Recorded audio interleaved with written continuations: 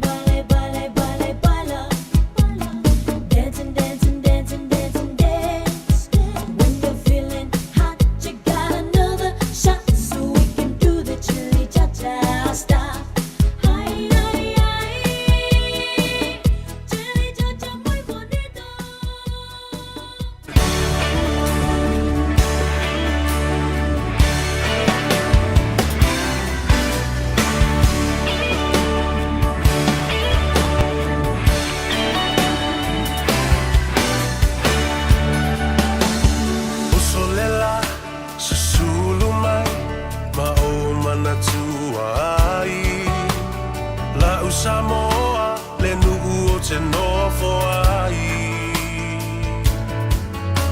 Pe wha pe whea. O te whiawhia e whatalofa I a te oe mawho lofa atu fo I le nei maenga o le amatali o le tautura. A le siufonga o Samoa, le Radio Samoa. Ia ma le whapoponga fo I o le tātou Porokalame. O le nganga ifo o Faiva o Samoa.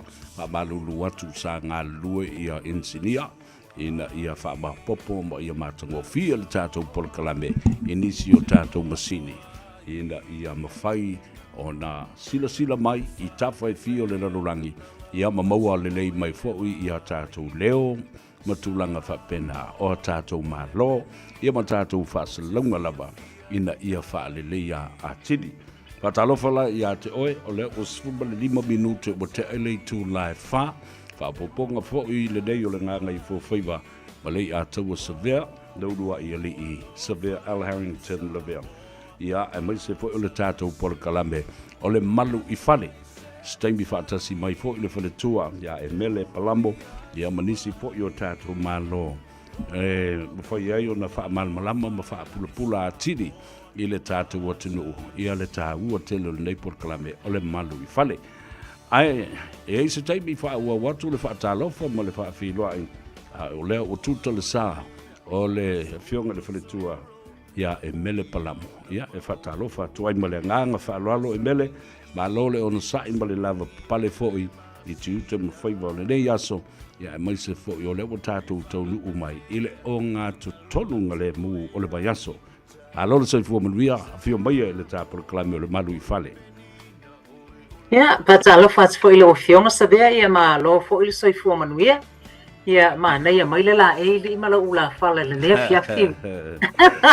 Ia le na. Yo foi tala lo matua fo le ba ia le anga keu bolo. Ia ma winga fa pena fa mai auto wo lu mo tangata Faiva le le tu ofu mo tu la e. Leila va saunoanga. Ia ma lo a mo sa manuia le fai ngol lava yaso ia ma le sa pati fo ia ma le amatali o le leiva yaso ia apoani lu I tau au a fo ni ngā luenga o lo fatino e te loe amatai ia na tā whasoa ia e maise le tō telo I lātou o lo bala au mai pe lau telefoni ia ma whapenau na tu I nātu ia I ma le nganga fia wau teloa e maua I le avanoa e malamalama atiri ai o lo tātou tunu. Ia, whaatai lava sa vea mo le fasili. Ia, pei lava o le tātala noanga I vai asa uma o lo tele lava le malu le tunu o fasili ese whether I can help or not. O le mana ia o lea fasili mai lava ia ona tuatu le iai po feme mawai le fsosoani e tala wheangai mo le lato mana onga la iai. So, o le mana ia le o le ua iai se trust o le mamalu le atunu ua mea wala au mai ma fai ona malama se tūlanga ma me whapena o lea lava tele lava le malu le tunu le ua amata ona fai lato application mo falefo. Madila. Ia o fio lolo foi le malu le tunu le silingia me ia tūlanga o le investment property. So, o tele lava le onga ma le fsosoni o le porkalame.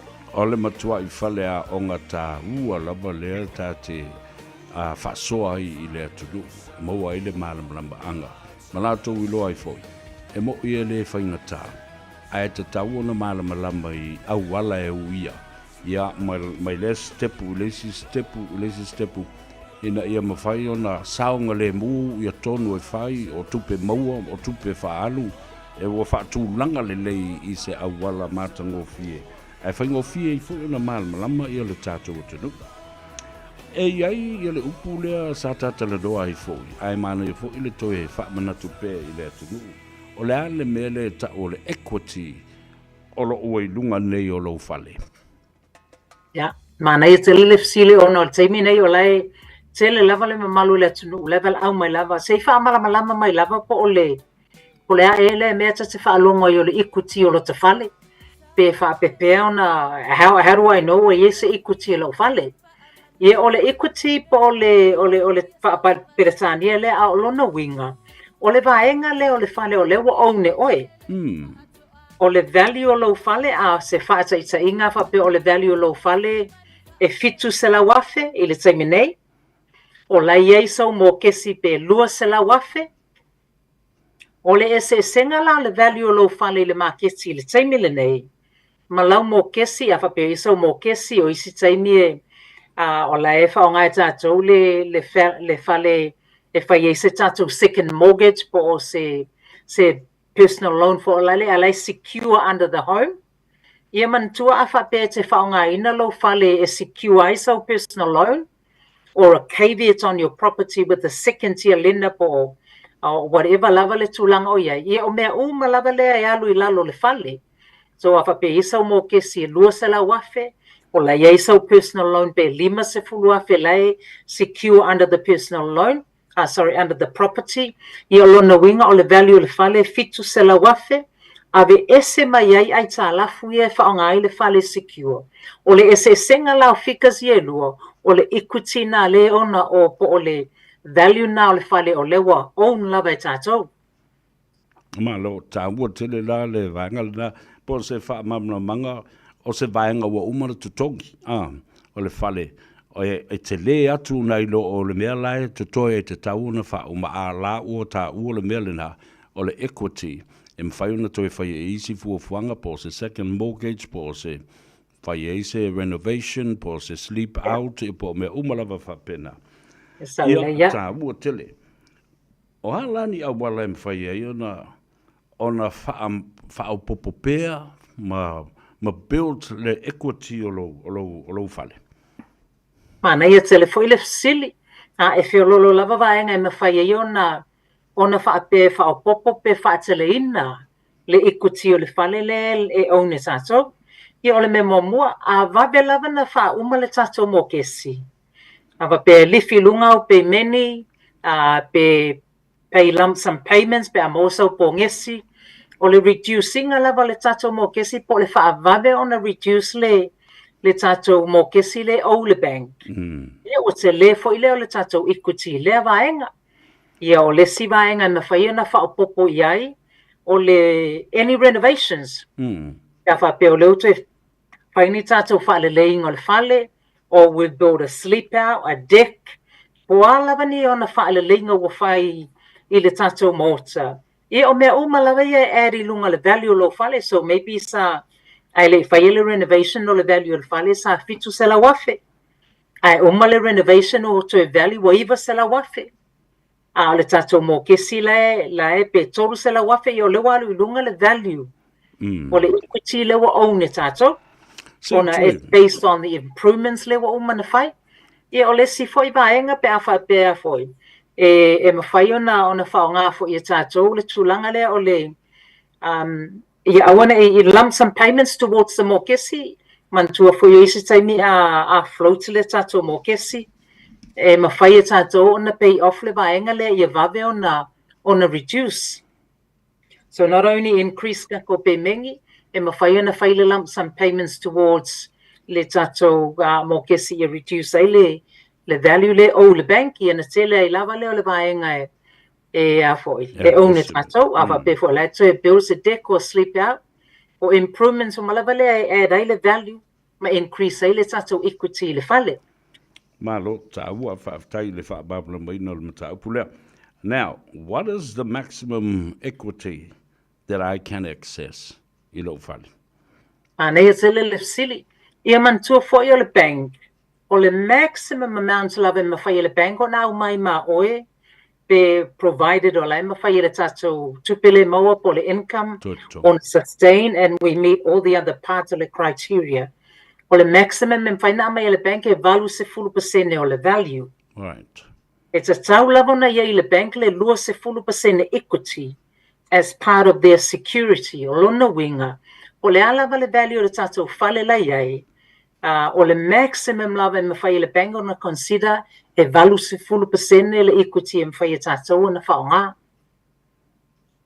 Valu se 10%, yeah. Valu se 10% is the maximum, yes. E mawhai ona e whaamamra mba mai ina e whawhaingo fie fo ila I le tangata le mokesi.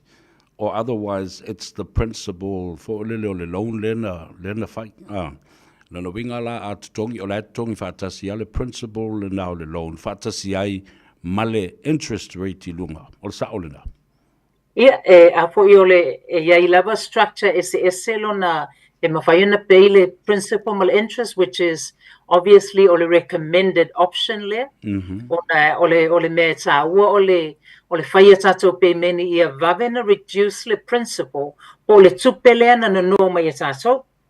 Wa ole vave lava na reduce le principal po le tupele ana na no mai. I ole lai titi fo I ole interest te pay a tātou. Nah. So the more principal we pay off, the less interest we pay over the term of the loan. So you can pay principal and interest, more investment properties, depending on the advice my accountants. We could look at interest only. O le awhaina po o le o le tūlanga. Pe atu tu mai depend lava le koula le ainga. Ia ele o ye se mea o e tongi no o le tupele ana no mai. Ona o le interest le tongi tātou, but there are benefits. E la yona advice ele accountant pe awha pe this is in line with po wafufuanga le ainga la iai. E la yona advice me e tongi that just interest only. So there's principal and interest or interest only. Nei, lo whaptai. Ia, tau walunga I le tafsil mulmuli lea. Leo tai lo le maximum equity em whaiona e papa iai, ia mamalia iai, le whare tupe valus 10%. Ai whawhea lao na tātou o e maile equity lea. Whawhea ona e anga waa a wale mwhaiona whamatu mai a te oile equity lea. Mana ia le fisili. Ia tu se tele lava ona tūlanga na whaia iona whao ngai tātou le equity. Man tua pau lava le wala e mawhaia ia tātou na tango lima ia le equity lea. Ona I think o isi teime pe e whaisi no na le manino. Se o ke fia manga o e mai le equity o lo whale. So na pau lava le tūlanga e mawhaia ia tātou ona tango lima I le equity o le whale. O le whai o se tātou mō kesi. So in that way, o le la whaaliu tupe mai, le value le equity mō tātou. So always se mawhaia na whaonga ai le equity, o le pe a fia whaatau sau investment property, e iaini si e no whatutongi ai, I o lesi tūlanga pe a whapea wa mana na o le taimine I o piololo lava ia, I nei tua aia mana o e whaonga le equity e whaatau ai ni whale mō lato walo ma whanau. I o lesi tūlanga pe a whapea ti fia mana o e whaini o renovations e lo o Yeisa savings. Ia mawhai ona kolo mai le or we submit an application for a top-up. e mai le equity le fa liu tupe mai. Ia ona strong ye le renovations le fia fatino. Le si tūlanga pe fa pe you're looking at buying a business. Yo isi tangata o whaonga le equity o le fale. Maybe you're looking at buying a franchise or le se equity tonu lo fale. Ia mawhai ana wha liu tupe mai a vele application, top up, a mai leo le vai ngā tupe leo le equity. Ia e abe whaatino le pisinisi po a lava tūlanga wha pe, you're building a second dwelling on your property. Mana ai fause si fale o a sleep out tūlanga wha pe. Ia o me umalawa ia mawhai e ona avele talo sanga ile bank for a top up a release mai se vai ngā tupe le equity le. Ia e whaatino ia tūlanga SSA ia. Ma lo fa tele lava o le no toi fa manatua i le tunu e mise la to home owners lau i nei e fa fia i le tau sanga o le umi tau ina Faiva review ia lau mo kesi ia fa pe fo i tupe maua ma tupe fa alu.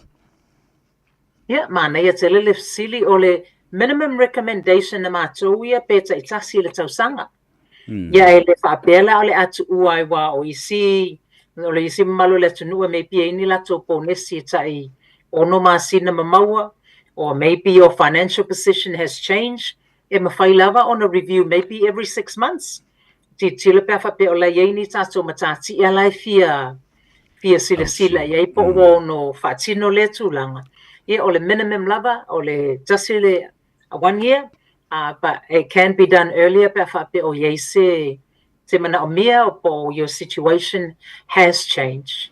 Malo whaafteitiri lava mo le tātala noanga fo le nei aso a o wina ai ia le tele o bea fau e winga i le malu i fale ia ma o le fale mo ia le tātou tala noa iai ina i mwhai una māla mai fo i le tunu se awala he mau ai o le sini au tū le nā o le tele o ainga ia iai le fale mau popo iai ia mawhai tasi iai mea uma le ainga ia watu ele fa malo mal fa aftai le fionga le faltua ia aela watu ele le ia vanoa ia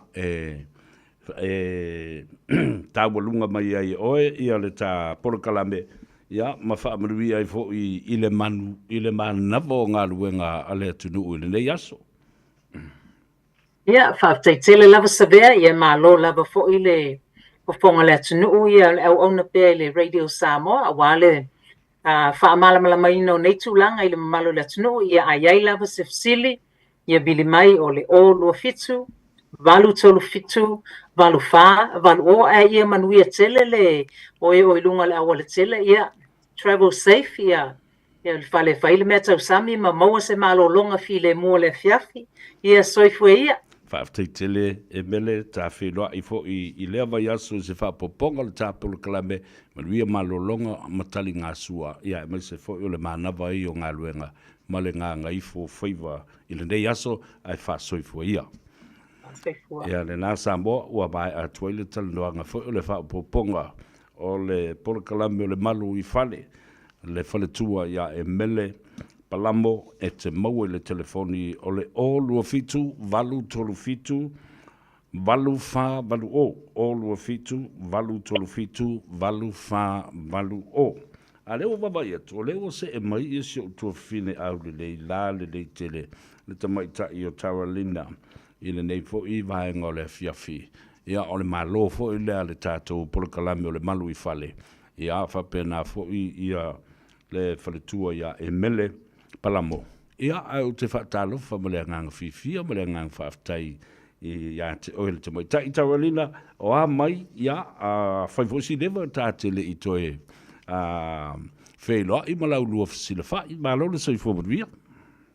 Ia, sa i fōmanwia le ia taua, po i pēr i ingai le li, ona neia manua o maua whele nei tūla e plai ei, ona paasua fo, ia e maisi fo i le polokalame tā ua, a wā lava le mamalu a sio tātou watunuu, tā lupa lava, ma lole taua ata i le nei aso.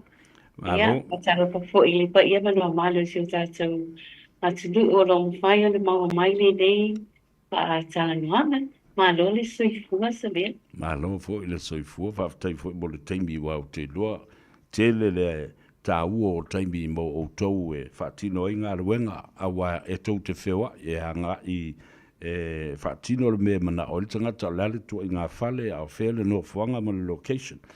A whai o leo o mana o nei e whaatau le whale. Whaatau watu, whaatau ese me ma.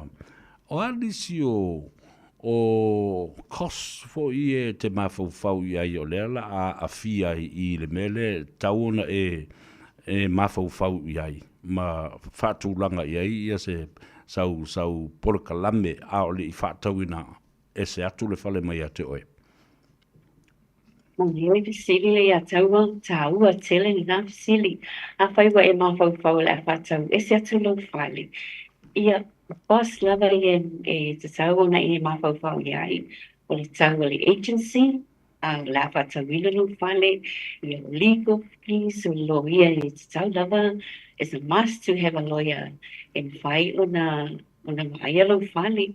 Ia o le building report. Ia mai le council. Ia o building inspections, and whai o na whamoania i information o i te tonga le council o lo whane. Ia po ni renovations pe awa i kina ngalo i whapolo whane. Ia o mea mai e te au tilo iai. Ko se whate te inga fwoi o le agency fees. Ia e tele lava po la. Ko se whate te inga wharu se rauno whane. Ia masalo se fee pe a umalika ki nation o pasene lava nia tau whaatau no. O le wharu se nāli se luas fu ono hape. Se mea pena ia i le miliona pe a male todo sul wape. Ia o nei tau o lo iei uma i a wao nei company o le whaatau ina no whale. Company o umina le stala ia ma iai foi lo ia whai ono pui ai ia lo whale ia ai mai se foi oi le taimila a whao. So mina i lo whale ai pe ia o tawai a maasani i whai e tele foi pesile mai ana e pia mana mana mai ai ai le ngata i lea o le fi foi le a mata i ona maketi lo whale i lungo le maketi. Malo, ta awo tele a wai le whapea o le a whatau o tulo whale na whai a fuala i ole e tele tangata ano noa i fo i agencies a fia i ama i fo i lo lato sao i le whautua ina oe. Ia, me se fo o le whaalau i loa a whape o le la whatau le whale e tauna pu e ata e tauna tu ulunga se website e tauna whaalau i loa fo i le po le tio websites o penga te whai langi e sao. Nā wasa mea, mea wane e a kia iai, ia, e whai ko nā malanga mai pe le a te tau whatai tai o le a lwai lo whane, ia te tiro whai le mea liu, a wai watua le mea le council lo whane, i lea tau sanga ma lea tau sanga, o i nā e te tika nā iai, ia e basi koi o se cost o mea la pa wana, a wale pa tau wina i a mawa i se tau le lei, o tala whia ngai mo oi ma le aina. A whape o lea o mana o e tu ulo whale lunga le maketi ai whatau tui. Ia po se auction fo ai te iwa wale mawhai ona taulia o lea le me tupu pēr mai ale me le o umale whatau tui ai le taulia la wale whale. Mana e veseli. A whai ole a le taulia lo whane le auctions, o se ngangana whaapingo whia o le wale ai lawa se tase awisia le tau lea sa e finangado iai.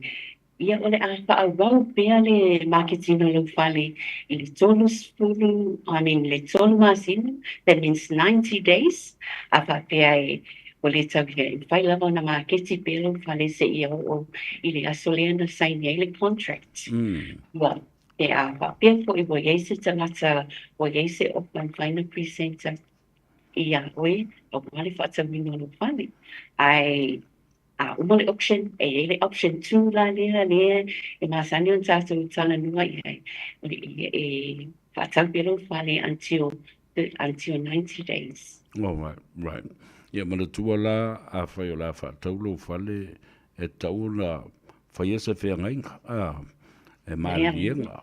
A whapea la walu suanga le vatele o toi sui lau mawhauwhau.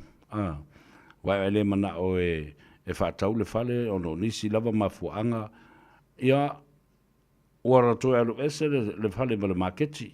O lale me tupu ia te o e ise penalty fee e te tauna e tongia i i tangata no mai so soni e maketi ma whaatau le whale?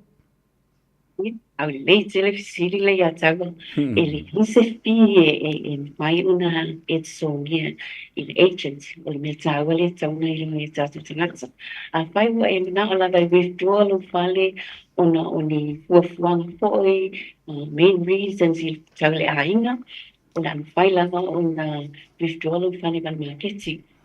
But e hele fi e tuni oe awa o le fi le maketi tu elo fani lunga o le website, o le internet, o le tu ina wata, o isi tu ai a wala i whai ona makete elo fani ina ina tau li ai. O le fila le ona ati tongi ue, ai o le fi o le agency lea, sai lalo fo o le contract, le teimile se, o le ale tu mil, le tolu Faiva yasa we just walk away.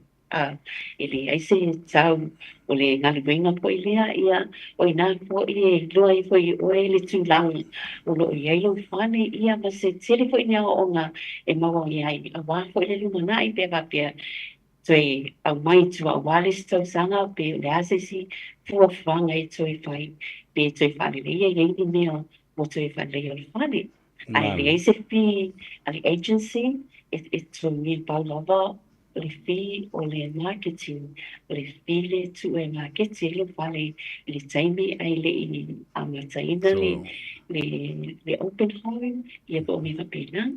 So it's advertising, in other words. O Yeah. le marketing na Advertising fee. advertising. A whai, o le whale le oele a whaatau nei. Ai e ngā luenga ia na whai e whaapopo i le whale. Ele i ai ni le sene ia pa o ni whaatangana wha le tūla whono e pei o nei ia o na pui puia e le vaenga le o le pulenga wha i tū malo. The council and the building license inspectors industry o le ale me tauna whai. E te tauna i ese li poti whaapitoa ai fia fo le tau le li poti lea e winga i mea ia na whai le whale. Rua tele vai ina le sabian pe la na tatu fata tal no pe le tele taimi I unconsented work I lo fai lo fale ia o le council lava e te anga I ai pe ava pe e lo o fai o lai serina a wa ava pe au mai le potile le council sa o le lim report a laile o iai mea ia le tauria mea ia e tango so o le whane. Ia sa e so o iwan whane. Se I wanga nā lava we a palai le kanso. E mwhai e tele fo I lai tu e lave whai fo isi lave a whai wa e whina ngalo e to iei se isi mea whaupopo. O le kanso lava e mwhai ona e sui ale e whautuahina fo I le tu ai ngā renovations was e mea fo a whaupopo le whane. Ai o le a le mwhai o na ta wale a mai a wa a pape fo e tili tana tele wal watu le open home ai e yei le vai ngolo whale le mwhai o na laisene pe unconsented e whainga tā a wā o le a pa ule ma mawhai a te ia pe a pape o le a ia whaatawini o ia la o le a whea ngai ma le vai e toi a pa laile pe ni ta ina ia mwhai pui maua sana ia tau le lei pe a o na toi whaata watu le teimi o le a nufo i la nufo ia le whale. Alona winga lai tau mo tele le o le ale le ngoa ato li poti le tau le lem report. O le lim report, o le lim report le o li poti le o le land information reports, o le li poti le iei lava whamaunga o lo whale lo iei tutonu, o le tile o le whale, o le land, ia o cladding, so ni whafo le taamilonga o whale, o potu moi, o size o potu moi, o mea lava I o le amoa I tutonu, o le whamaunga lea li poti le tutonu le council. So, is it fair to say it taupea na au mai le whaatangana ma le sene whaatino I se mea te mana o e whaopopo, because at the end of the day, o la ua umana mai le whaatangana ma ua le sene ma whaatangaina le wha le tūla whono. it adds value to the house, pa o mai le taimi whātawai o le sa o le nā. Mea lava sa mea a pai o te le se ngā duenga o umana laisiti o le te le kwele nā le value lo mani. Ai a wha pia e te le se ngā duenga ai le aise laisiti i o le whainata kwele nā tu sa lava pe te tanga ia tu wa au le lei ma te le se me te sila fia e oe e te tau mo ke ile wha tau malo mani se miliona.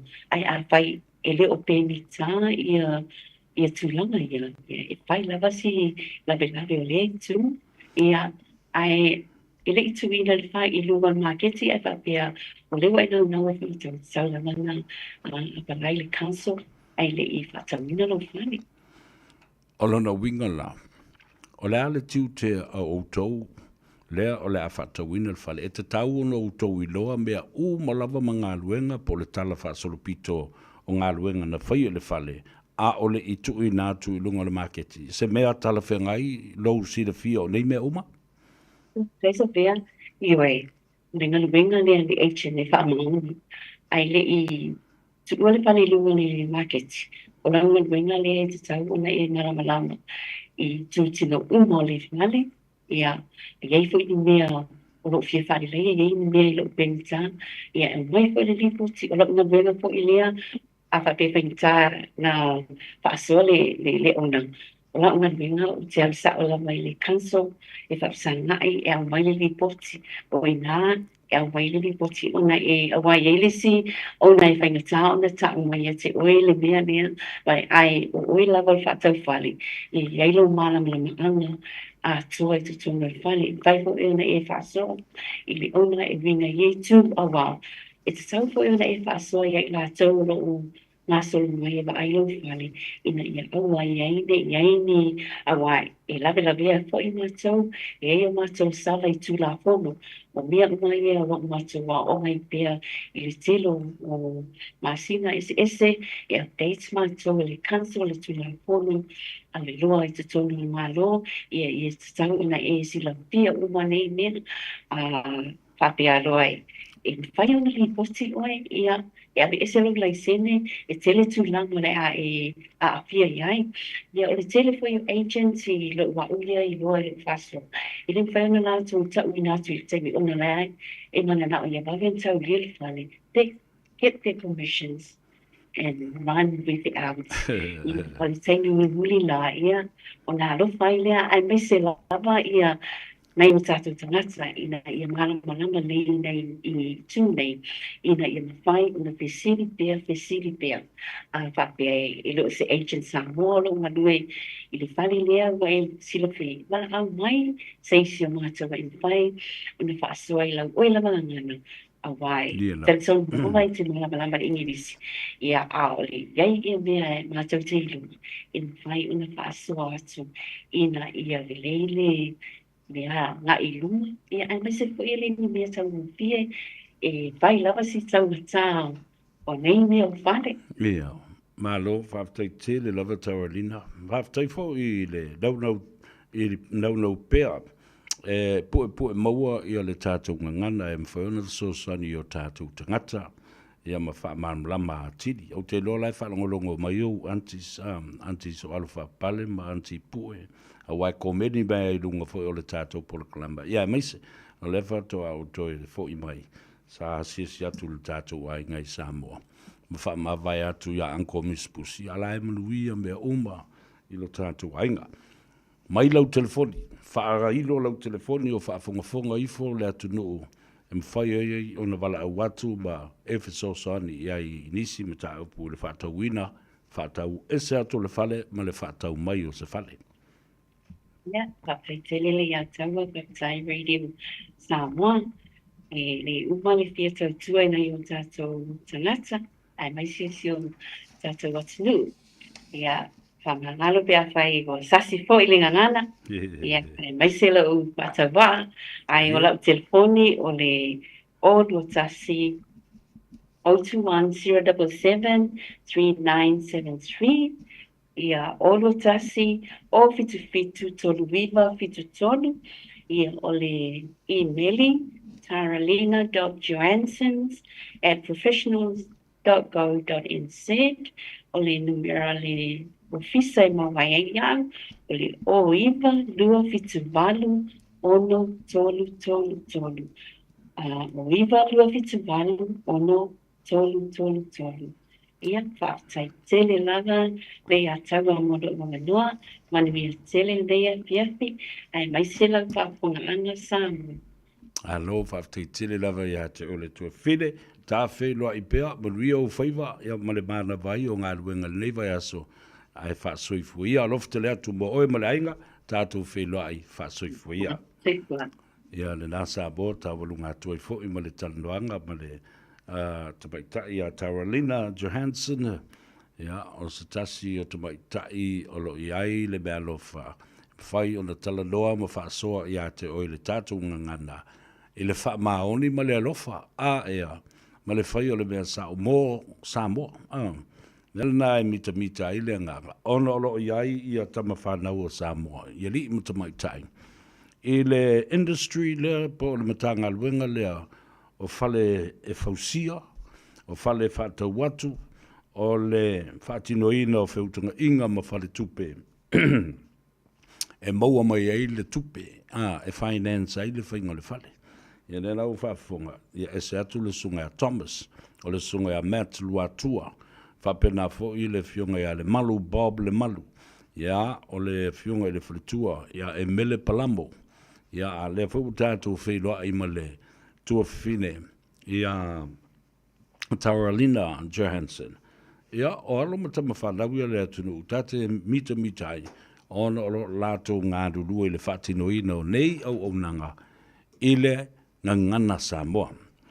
Ia, toi whatalofo I le pa ia maulungo le tātou tunu, ua ngā Gagaifo o tau Faiva, o Faiva o le ngā tui whale, o Faiva o le vāte tea, o Faiva fo I o le tua sivi ma le tua vau.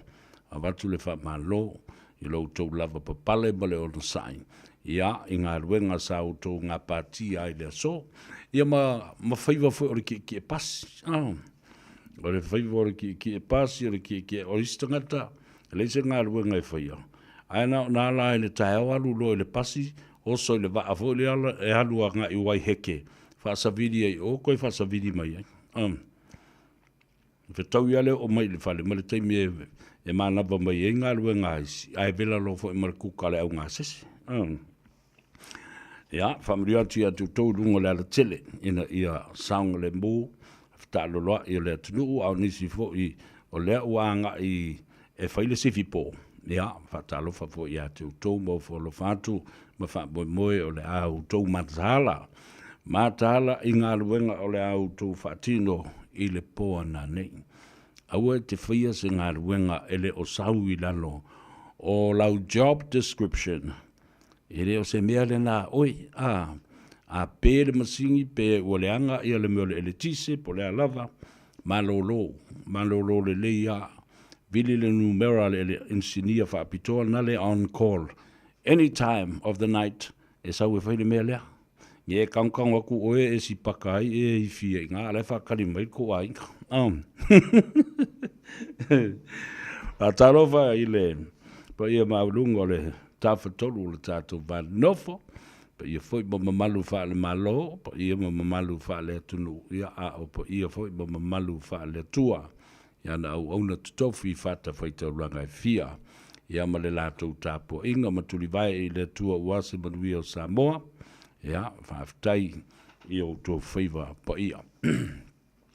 Patalo whaptoa ta māmti nā mātua, mauta malawa, whale o tangata mātutua, mauta ngase, po whea lava o lo o tau si ai le ta māmaliti nā mātua, manatua le lei o tau le nei aso. Ia mawhea tu fo I alo whātu, ma whaatalofa, ma ofo alofa ia te oe, whapoe moe sa ingu au whala au le la, ma ingu e masau vai o le ola, tau vai a voka. Ia, nā tau fo I olo ngafa ma le ngā se senga ma le baaia o matua tausi ma whanau le kingifu ele I oi lea onga I te tonu o tātou ainga. Ia, ele mwhainu whangaloida o tau. Ia, mamori atu le whamalo I nā ngā luenga le lei o lo o tau whaia tā ua tele.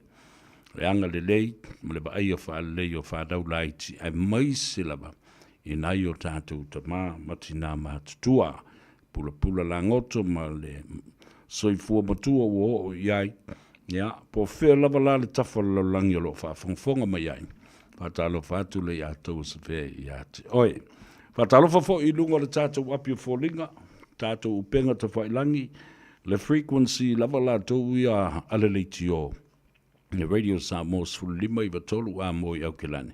Wha au popo i ai. Manatua, a o ino pepe mei o platforms ma me upenga ta whailangi.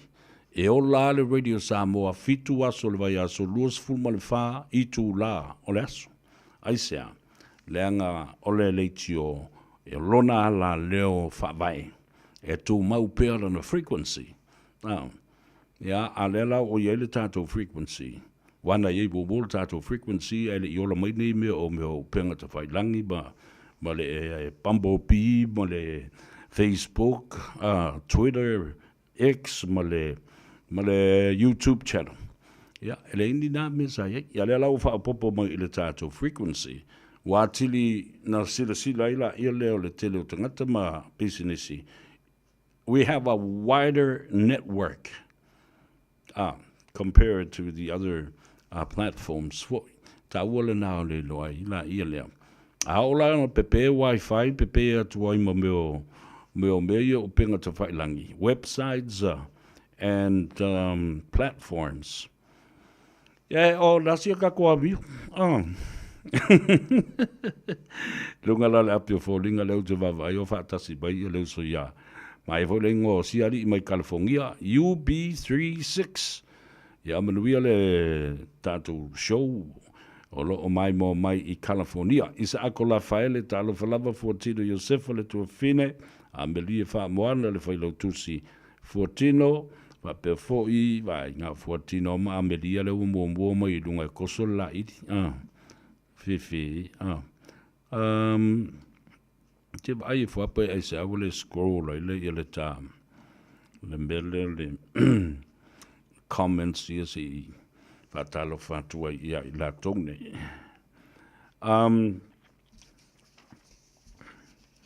O i la tau ave pasi, ave loli, ia whapea fo i la tau o le au ave taxi, au ave Uber, ave vaa, ave vaalele, ave train, o le alama le mea e te avea. Ia whatalo whai a te utou, a wafoi.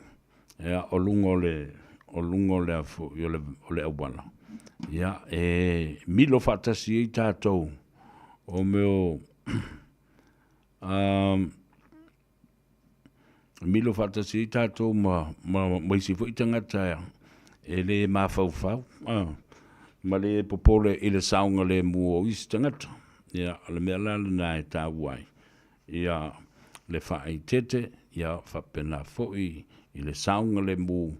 Popole oe, tu wawa no fo i isi tangata. Awai le na oe whaanga ina le awale penu na whea tu le se awala le tu wainga. Le au ngā upu tō muli, whatalo whatu i le uwhiunga Fortino. Ia, po le whiunga fo i ato whilau. Tongia, le au ngā upu tō muli watching from Brisbane. The weather is good over there. Ia, wana vua, kule ka whanga upu i Brisbane. Ia, le rovoi po kai au disappear leleanga i Perth. Steve, talo whalawa Steve, whapea fo i and Milford, tango vai ese sua, talo whalawa balolso i Fumabia, Amelia, oilesi le mai mo mai Anchorage, talo whai. Anchorage i Alaska. Ia, whapea fo i oilesi leo te wama e tune i ai. Le ai, ia le na. Sicilia, ia ma Susana Lui. Ona o mai leo o la ufa soa i nai anisi o mata upu nei. Pei ona iai ia o le so. Lea sa lo te ai le mata upu. O le paketi le pale bene pe amai a tātou pese ia. Soifua se mai le whafonga i tala mea tunu e mamau ma le Pasifika a le Radio Samoa. Wa whawau peo na malosi ana le whinau mai isi atunu te tele o le lalolangi ia Israelu ina ia tau fia ana oso whainga wha militeri i Gaza ma wa amata whaeroa ne fo ia atunu o rātou ngā yoinga o le a whaia pe a whaia le whetu na ia ne Israelu. Wa ripotia le CNN o le United Kingdom ma le Unia Europa o rātou whaeroa le a tau fia whiutana inga tau whaatawa inga ma Israelu ma le ai fo i sā po sanctions e tu wina i tangata lo au mau le West Bank. Paero fo i le Unia Europa le ato e sira fo i le mafutanga ma Israelu. O whaatino umai ngā yoinga i le mai o le aso e tasi, na whaeroa umatuai e le UK o wharani makanata ia Israelu o le atupu le tūranga lea pe a whaia le tau fia o swainga ma whaatanga o na ave atu tau mawha i te tonu o Gaza. O le whaamtaranga ma le pare mi o Pertania pe ona ripotia le CNN wa ta wai o le tūlanga wai nei Gaza wa fia tuai manai whanau a o le tū whaingata o le fia a ai ma o lo ngāruru e nei ma paanga i le mata upulea. I Amerika wa whairoi ripoti le so le tipoti whaasol tū la fono ese e le whainga maloa Trump o ni ari i Asia se to orua i South Sudan o se tasi o atunu ura i titi i Afrika. O se whaamtaranga le ua whaiane e lo ia tau whamalanga inga o immigration lawyers i le whaamasinonga. O le whorasanga lo ia sa whaia i le whaamasinonga i Boston, wa ta uai o ri e to orua lo o awhia o ni sitiseni o Myanmar ma Vietnam. A o le aso rua o le vasa nei na tura uelele ai i South Sudan ina ua tipoti atu iai. O se polo inga taluai mai le whaamasinonga, lea na tau fiai, lea wanoa e tipoti ese atu ai e Amerika, tangata i isi atunu o au noa le tu ina iai o le avanoa la tau te lu ina ai wha ai unga. Ele i mawane se tali mai le matanga renga i whenga i tonu wa mata upu whaapea le Homeland Security ina wafasiringia sa whina ngalo le BBC a o lo whina wina le vasa nei e lo ia tau whemalanga inga i lalo le National Immigration Litigation Alliance le whaamasinonga ia whaia se polo inga whaamavave e tau fiai le tipoti e se atu o ia tangata. O le isi popolenga tele pe ona ta ua i tusinga ia mai le BBC ona o South Sudan o lo o malosi ai ve singa ma le tele o le mausolutula fono ma o lo o matua i popole ai a inga ona iari ia molo la saunga le mu. Ua mai ale talanoanga Trump ma Vladimir Putin sa whaiei lunga le telefoni ma ua whairoa Trump o le a mata ma veloa feutana inga Lucia ma Ukraine mo le tau fia o le taua. O mai a fwoi na talanoa Trump ma le taitai o Ukraine o Volodymyr Zelensky ma taitai o Europa ma le whaamoemoe ia tau fia loa ia vesi. Whaamatala e Trump o aia inga o ia whiutana inga o le atu watu rapa i le whaitaria po o le vāo atunu e rua a o le la talanoanga ma Putin sa matua i tūlanga le lei lava. Whaino fwoi Putin e le CNN wa sauni Moscow e ngā rue whaatasi ma Ukraine i se marienga e whaataatia ai le whaavaa o se numana i manuia o atunu e lua.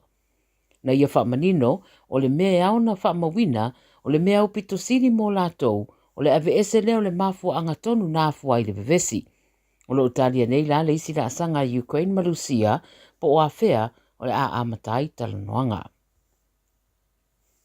Ua te ena le sui pare mi o fiti, ma o le minista fo i o tupe lea atunu o Baiman Prasad, whaamatalanga i whaapeolo o ngāru rue whaatasi whaarirorilo, ini au wala whaasulutu la fono ma le sui whaao o le University of Pasifika o Paul Aluwalia.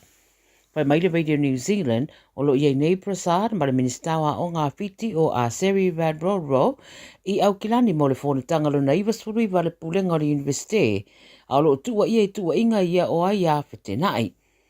Ta ua le ripoti lava le Radio New Zealand se whaamataranga lo mia i se tusi le whaatonu i le Samoa Observer wa ta ua i lo sira fia le USB Council se mata upu tauta i ta inga po le leadership crisis o lo o au fia i le University. Ta ua i fo i le iei o se so tanga wawala lata a Aluwalia ma le sui pare mi o fiti. Na whairoara sui pare mi le ripoti lava lea e toa tele tangata e whairua i atu iei le University. Ma o toa tele o ana wō e au fia i fo i marapare mi o Samoa. Ta ua Prasad o ia e le malmalama iei tu a inga atu a inga pei ona liputia.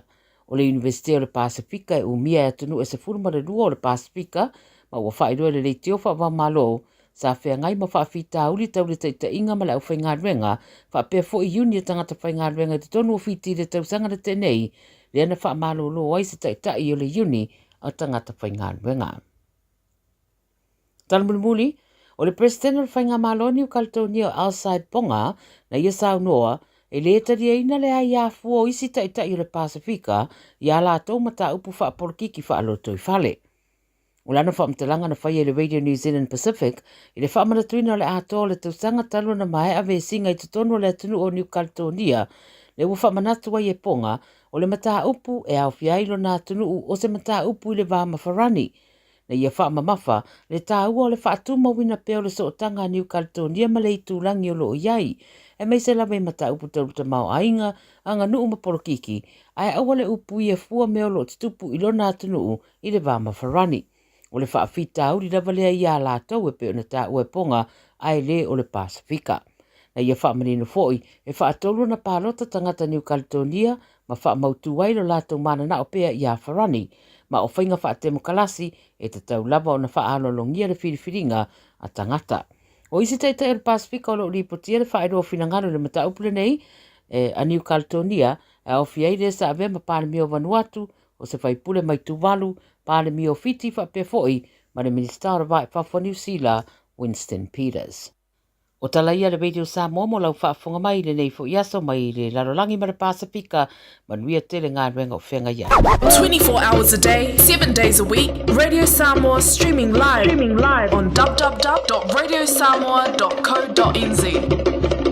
Au kilani, pamulumole wha o ngā tatau le suawai, ua whai tia munga nei lole masani ai I masina o tea, ua malusi tele le alua le vai I le tātou a ai. Pamulumole fe sosori mai e alai le whai tia o lo wha ngā ina o le vai I fafo ma le whale tā ele. Pamulumole fe sosori mai e alai le whai tia o lo wha ngā ina o le vai I fafo ma le whale tā ele. O nei ngai o inga e lua o le a maua ai se ngatele, pa vitai mo lo lango mai. Morisi wha mtalanga, tanga iane I le watercare.co.nz.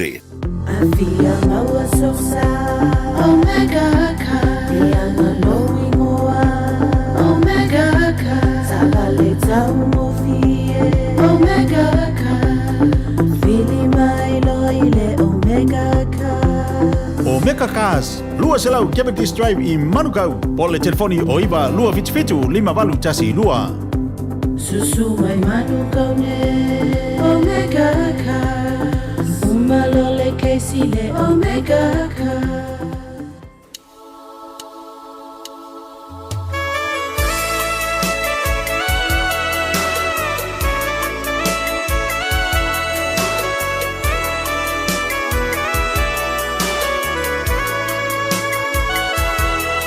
No fo I chamane polonga, no fo oi mau fau le chama fuchanga, po o fea sona iunga, inge chala te avea I, e fili ua pei o me matani, fale anga icha, aole nei o te no fo tatani. Beiro a I se asa, ba a taunu o tamanao, tua I mea nei alabe, e fiti nama, e uine o pea. Beiro a I se asa, ba a taunu o tamanao, tua I mea nei alabe, e fiti nama, e uine o pea.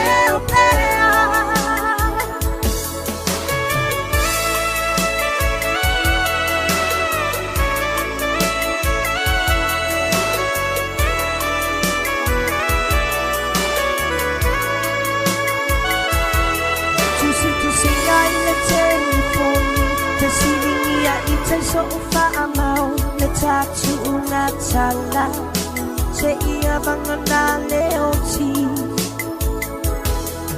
Si ngā wa e la mai, le anga umama le whaaponga, se awanoa mo ita, se io uta ua tuai.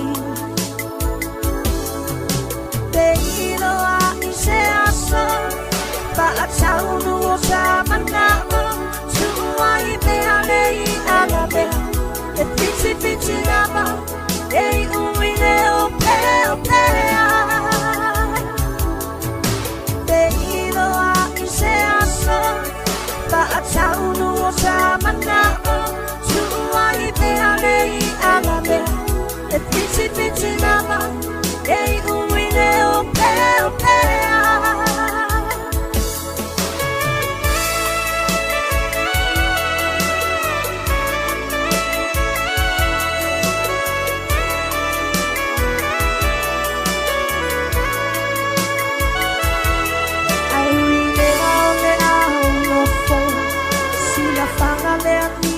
poto tonu se aso Sabi ai lo umanao Te siringia mata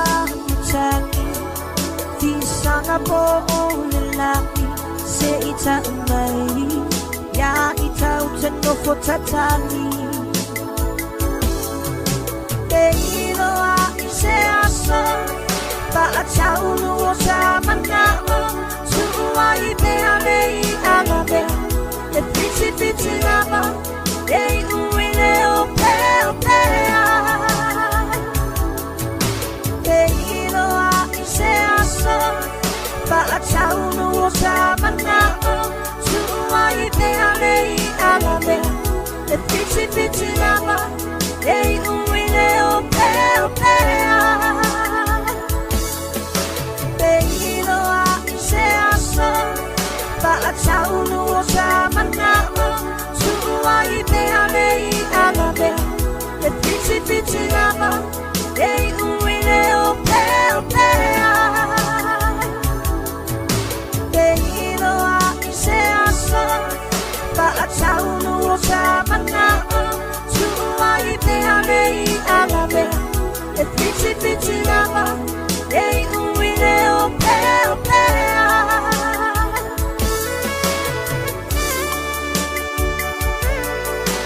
Ia le nā, whawhiwhianga sui whiwhiloi o lea fiafi o lea so lulu I New Zealand nei.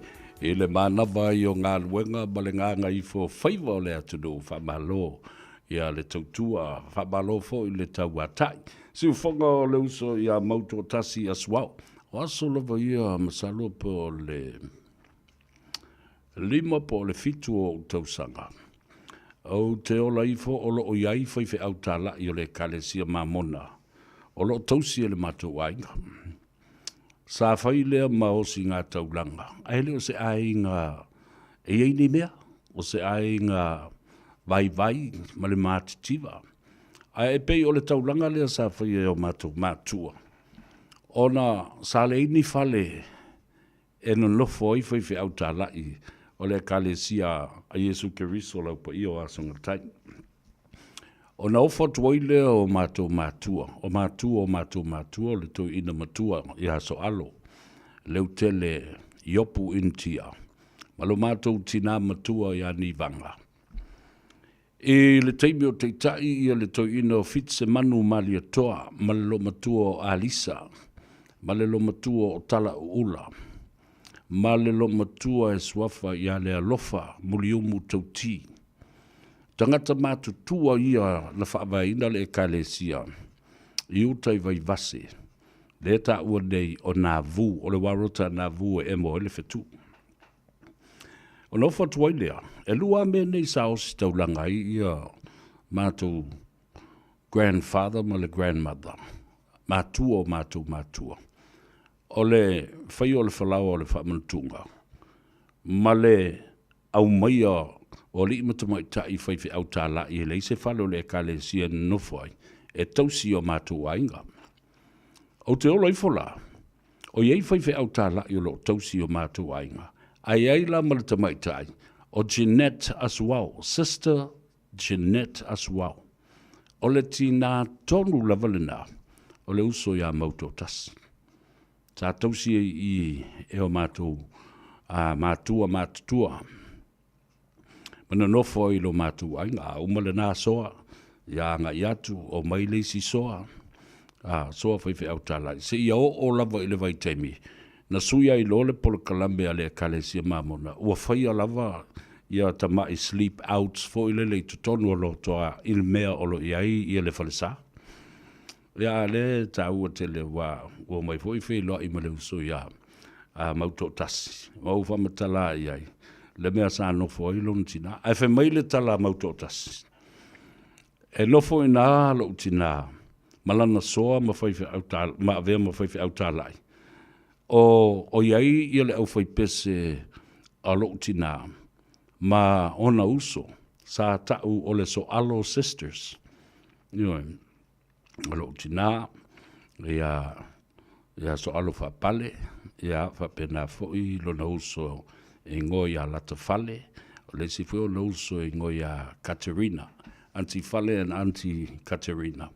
Ma ia ila maisi tamaita I pepese lawi loa fo I lava I tono o musika ale kalesia Yesu Kiristo la puia sungatai. Sister Ruta Burgess, Sister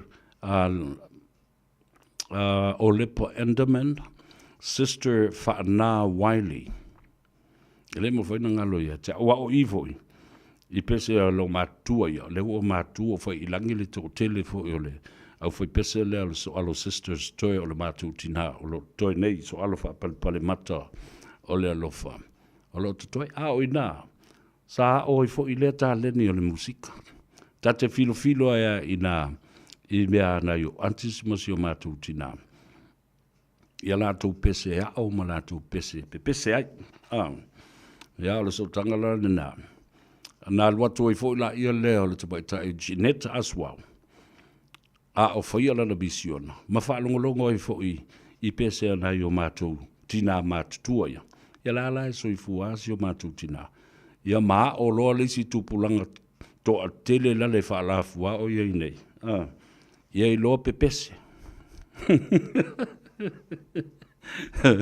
ma fai fo I le tale di le pese Patalo fa toi lunga le tatou api fo linga ava atu to tele mai o tau. Press the like button and share our program to all our friends and families right across the world.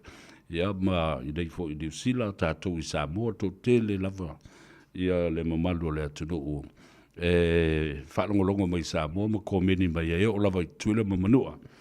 Patalo fa atu I leu so ia inosia. Fatu miti soli, talo fa lava balol so I fo manuia.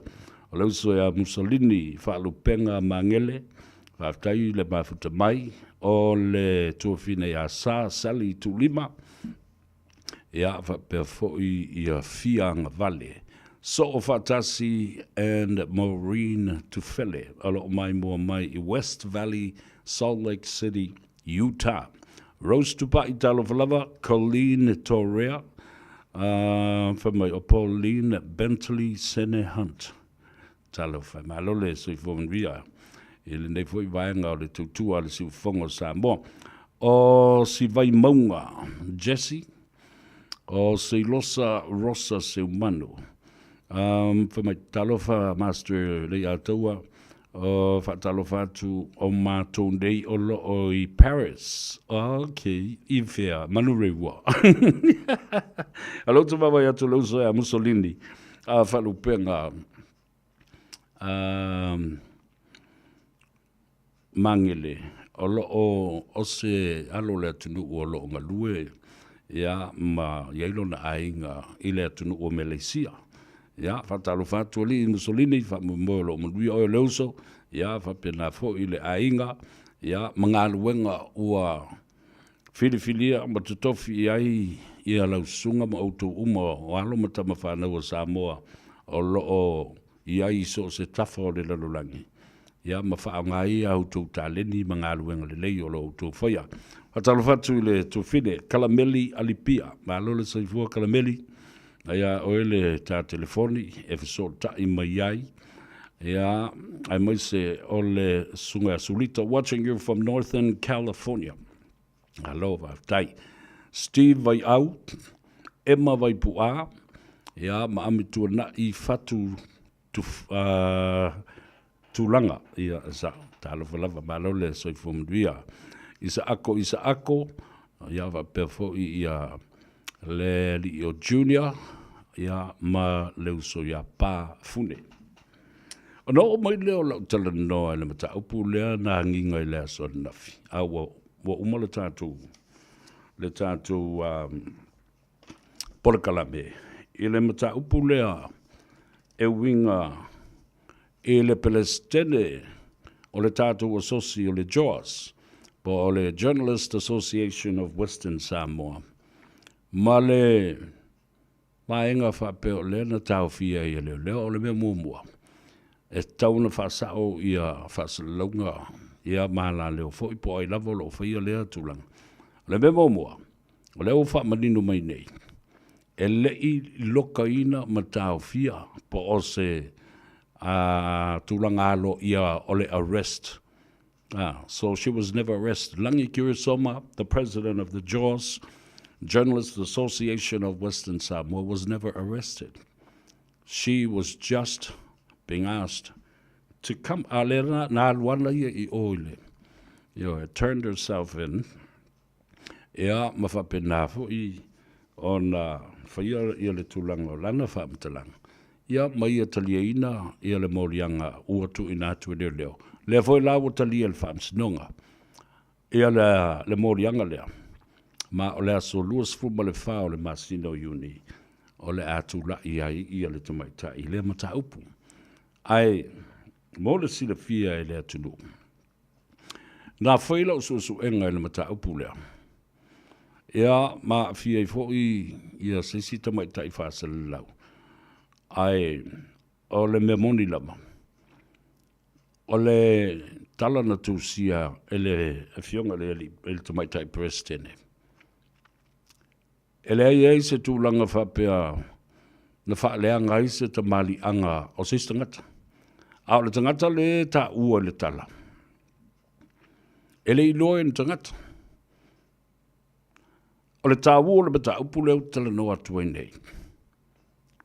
Ina ia tāo fia ai lo tātou whao ngā ina. O le manatu o se malo si anga whaapitoa o lo o uu e seisi tangata e maulunga lon tofinga I le atunu umale malo. Le mele a lea leona ufai atu nei. O le pui puinga I le tama a inga ma le fionga lea mamalu o le malo. Tu lou lava lau fionga. I lea mamalu o le malo. O I fo I lea tātou te iloa I nei. Le fete na I lava lea o lo tula I mai I mata upo ea a fia ai so tanga whale ainga. O le fasili le tula I mai lo mafufau. Tangata lea na whaia ia le mata upu lea o le whao ngā o se ngō se tangata. Forgery or fraudulent. Ai nā te tilo I so tanga o le au mamalu o le malo. Ma le tangata lea na whaia le mea lea o le solitu la whona. Wala mea mo I o lai mo lia. Lai mo lia le tangata lea na whaia le soli ngā tu la whona lea. La le mea lai o na whai le solitu la whona. O na tau ma whai la ia lea. E whao ngā so tanga wha le ainga. Tau te tāma mo e ai o I le au le malo. Tau te sila fia le lei. E le mawhai o na whai le tama ainga se mea whapena. E maua lunga I atia. Lona manatu I lona tūlanga. Wha teitai, wha hao le malo. O le wha tumutumunga lea o le atunu. O ia fo'i is an officer of the court, not only as the head of state, as a lawyer. Ala na le una faiatu, ono le pui I le nofo le fionga le malo le malo, malona tūlanga, malona te mari anga. Wala sina tu le mai, o fai la ia, wala mea tonu walea. E tau, this is the abuse that is reflected here. Not on the part of the head of states, but on the part of whoever committed this forgery. Yeah. Wala, yeah. E fai whalongo atu e vevela e mua i le lima, o na o lola ia le, o e tau ma fai, e fai se mea, e soli e le tūlafona. Le mea tonu wale na, le utula I mai. E le I whaalau I loa ina fo I, e langi se mata upo e winga le tamari anga o lea tangata. Le a walu le tangata la tau ia tau ia. A le mea lana na e tau wha amal malamatu. E lea I ele I tau fie leo. Maloka langi mai le asu wharai le asu tō na I asu sāwha to a tatala mai le asu ngafua. E le sa o le nā whaasile lunga ma le nā whaasile silanga. Lua o le mata upo te fia tautala I ai. E iai lavalona so tanga I le mata upo lea. Le whalau tau si sila mai ai. Whaonga se e tangata ia e tau o lātou so tanga i nai o tātou tai. Mo lātou tō whinga alo ia maururunga i le atunu. Au te whaafutai i le whionga lea malo le malo. I lona lea a whianga i le lea a whia i lea mataupu. Au te tonu o le whatu atoa ma le loto. Ma le tō whā a le whionga lea malo le malo. Ia tusa lava pe iai ia le tau ainga mo so tanga whale ainga. Whai pēr le whamaoni o le tulafono. Lala fo le nā, o te whamalo atu ai fo, o lea fo i whaile ngā luenga leo lātou. Lea fo i lātou tau mulmuri lava lātou. I le tulafono o lewa na te tau o nā ese. E o ngā le tulafono loa, i nisi te ngata o lātou lei loa. Le tua oio le lātou ai a te tau. Ma la lafo ai upu sili o na mata ngā i lalo la. Ma tua inga sili o na ngaonga ai le whaabaea. The Criminal Libel Act is something that needed to be removed. Ma toi tuu i o i le vaenga le tulafono savili for a civil litigation. Tā ua le mea na. Le si vaenga tā ua. Ua whaafitai atu le komiti whaafoe o le tātou whaalapuputonga o le autu stala ma le au whaasalau o Samoa. Le Jaws ina oa au mai a la auto tu silanga la so na fsa utala no tuai. E winga i le ave esea. To remove that Criminal Libel Act from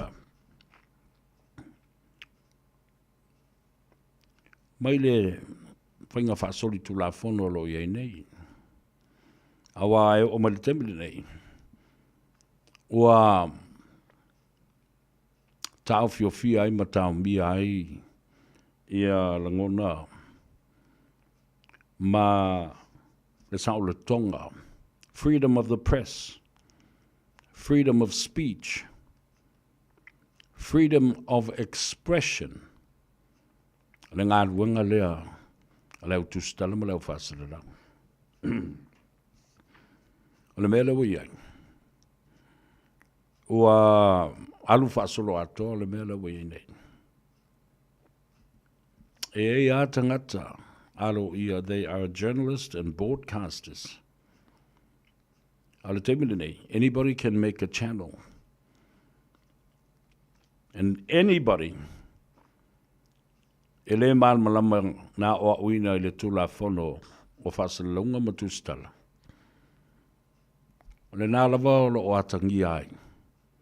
No lato leo siustai, matau sisi tula fono. The 9 principles and codes of practice in terms of broadcasting standards authority. E tā ua. Ne malama iai. Ina ia puipuia i tātou. Ma whapena fo ina puipuia istangata. O loo a awhia ini tuua inga. Mani molianga. Ia po o ni vaenga fo ile lau manu iai. O loo a awhia i se whawhi tauri. Iwa. E tā waile whaongai no le upu foile allegedly being a suspect. Ai ua le i wha maonia. O le tangata tonu le o le wha tūtū iai. Se wha maonianga o se solitu la fono po se tua inga. Wana o ni tua inga. Wana o se vaenga e laumanu iai. Ai le i whaia se wha misinonga le mi tonu. Le so i le Parliament o New Zealand. Da malia le fo i le wha longolongo ma wawa i atu i le tūlanga. Pangati o le tātou tamau a inga o lo iai nei. Ma ua whapena ai o na se tai i a tupe. mai lea matanga luenga, I lea matanga luenga. E tau puluti ai I le wha le tonu o mea lo tupu mai. I lea matanga luenga, ma lea matanga luenga. Na mai tau wina lea suan le la. O se tasi o matanga luenga, oa I titi tele le wha soa. Ale malo New Zealand, ai mai se le tawhatolu o le malo so wha tasi lea o lo o tu malo nei. The coalition between the National and also ACT Party and the New Zealand First. Le fo ua tūla lata I le whainga pānota lau tele. Ua tātou wawa ai I ai. O le matanga luanga sili o na safa. I le lua ma le aftau sanga lea talu na tūla I mai I le whainga malo fau le nei so fatas. O le matanga luanga le soifua malo loina. Ma le matanga luanga o ngase tu mau o tangata. Disability and health sector. Wa ave ese bai foi ma se vai ngā tupetele lava mai I tangata whainga luenga. The working class, the labor, manufacturers, the farmers, the elderly care. Le wa ave ese le pay equity. Ai mai se foi o le mea na whina wai nei. Ina ia whātu mawina I lunga atu o le luas furutala. The minimum wage.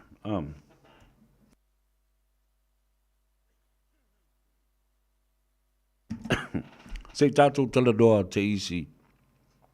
I mata upu lava o New Zealand la tau ia o lea a fia I nei tātou.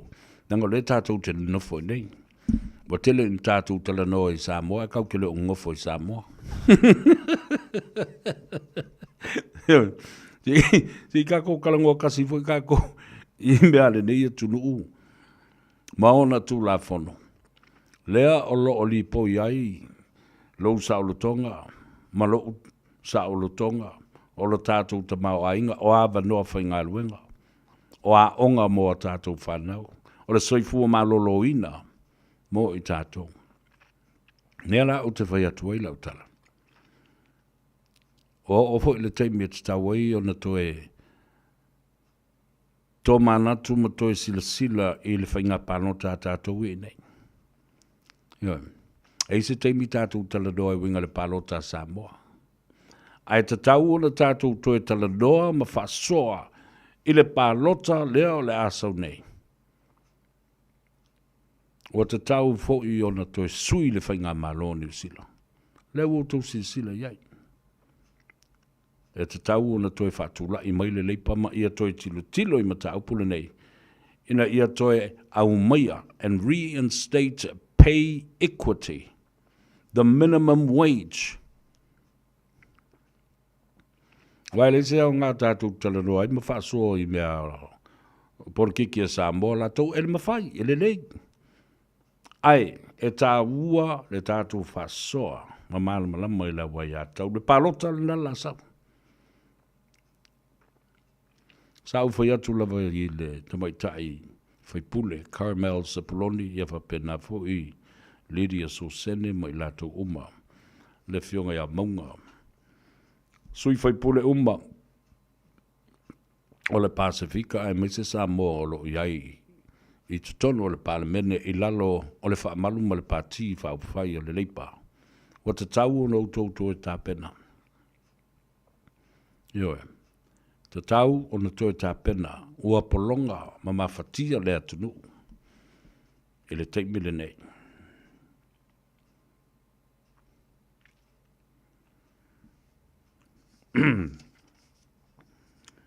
Ona, o mai leo la utalanoa I le.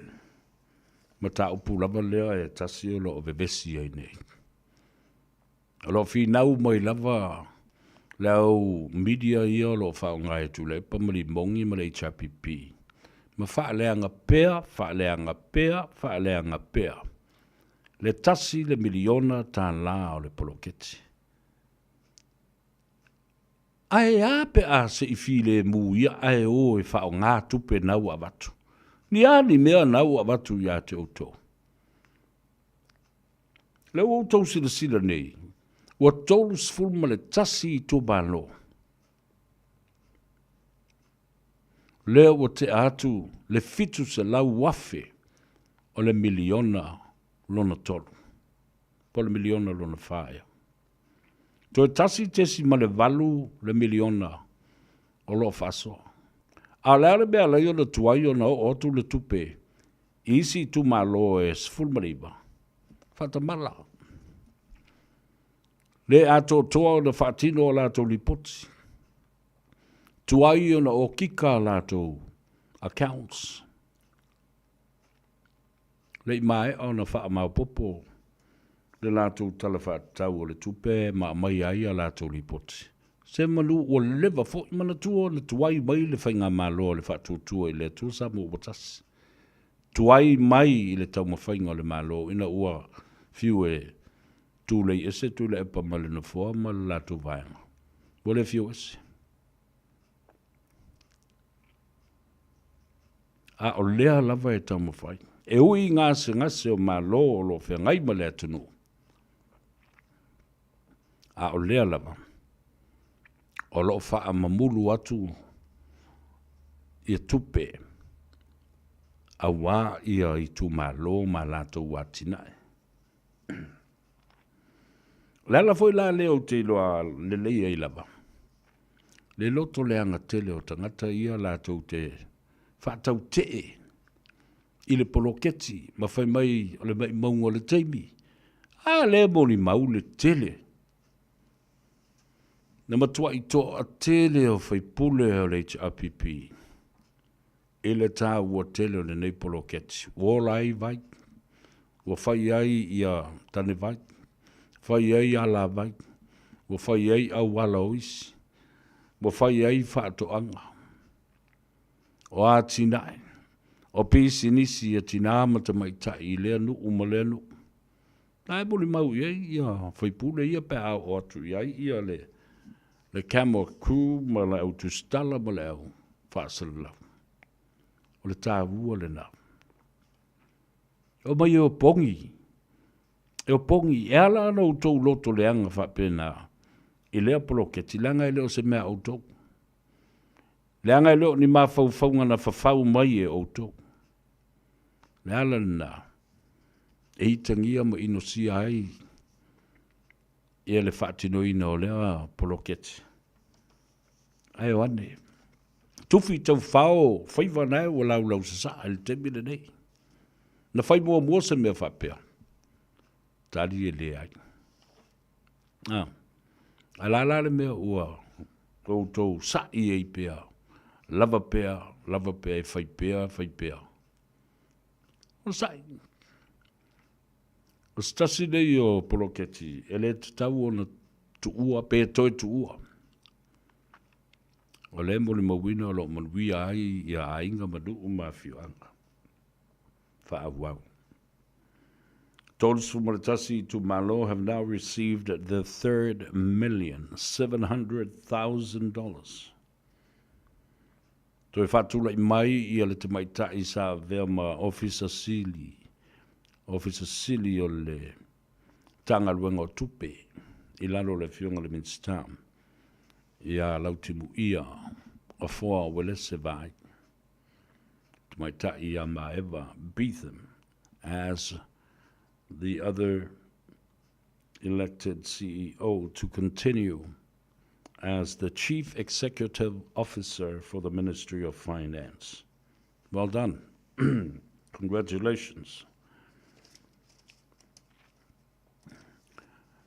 O leo ua mai tauina fo'i. E le aso na nafi ua momoli atu fo'i le sui o le HRPP. Tau vā mai ina I whaasale anga numero lua. Le sunga ia vae lua sene sa mau. O loo tu lai mai ina I le tumalolea. Le fionga ia mangele se kati o le sui o le whatutua I le tua Samoa. Tasi ma leia le tamu enga lea. Leia le talonga lea. Awa I te tonu lava la tuwi o le lua se fulu lea a le sunga lauri a le maria toa. O I lātou nei, lea lava ua wha mautuina o lātou tofi ia po o lātou sui foi. O le sui ale to ruas fulu, o nā foi o la ua nga I ai. E toi wha mautu mai mo leisi whainga panota, o leisi ai tu maloi e to tolus fumaletasi. Lea ua nga I foi o na mamoli mai ai ia sui o le whatutu e lea tu sa mautasi. E tamu whailawa, I vai asu e momoli atu I lea tunu. Ia po ai sui o momoli o leitu whauwhai, o le HRPP, ia po le whatutua I lea tu sa mautasi, ma tātou tilo e backgrounds ma profiles o tangata nei. O sui ia ua si ao po uofo I natu, o lātou soifua e tā momo e ai lalo o le whaamalu o lea pāti ma lea pāti whawhai. Aso na nafi e matautia le malaia le na tula I mai I runga o le e tono le taulanga whatau e sa le longa. Na matua I wha umatia ai pisinisi te tele lua ani tangata saina mai Asia. Meo whale loa te tele lava I e lua I tono sa le longa. E lei lope whawhea o na mu. Ai na matua whaalenga I na uma se I o le palapala. So loi e o le palapala.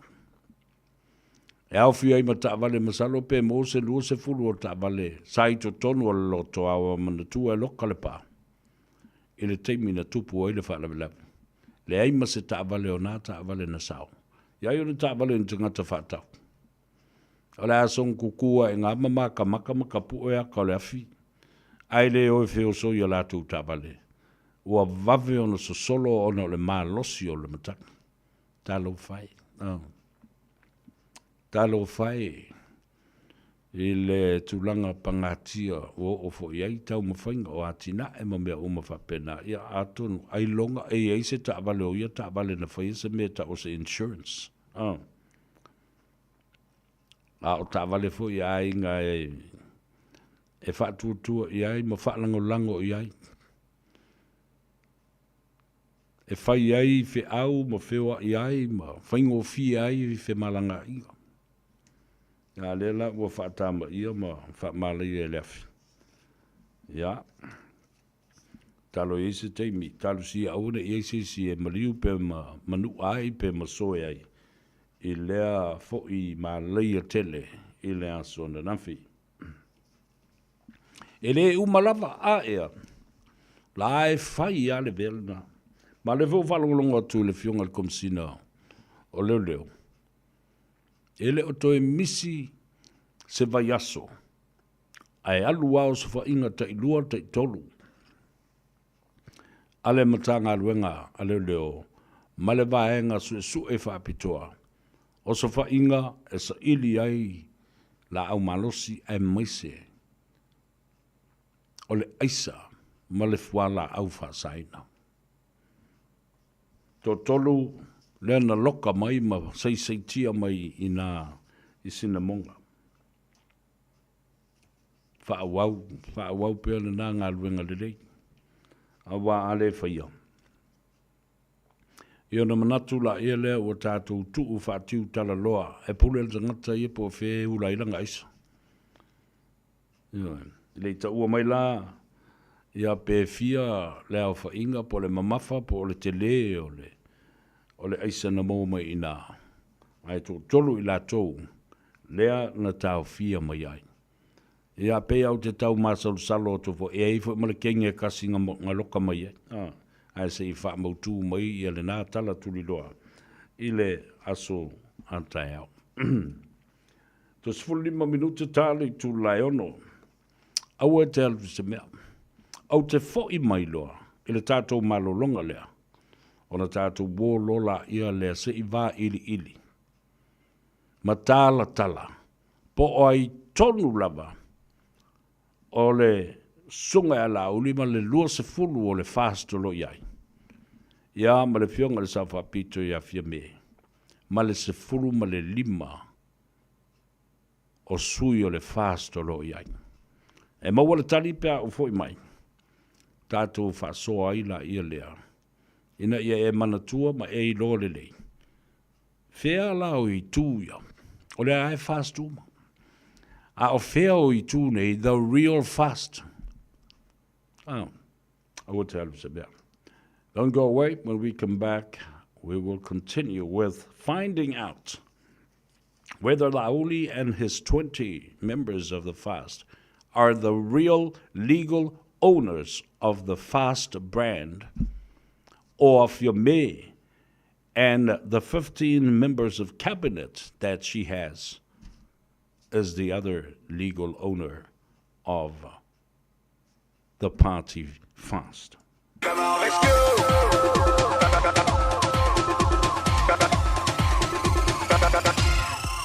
Come on, let's go!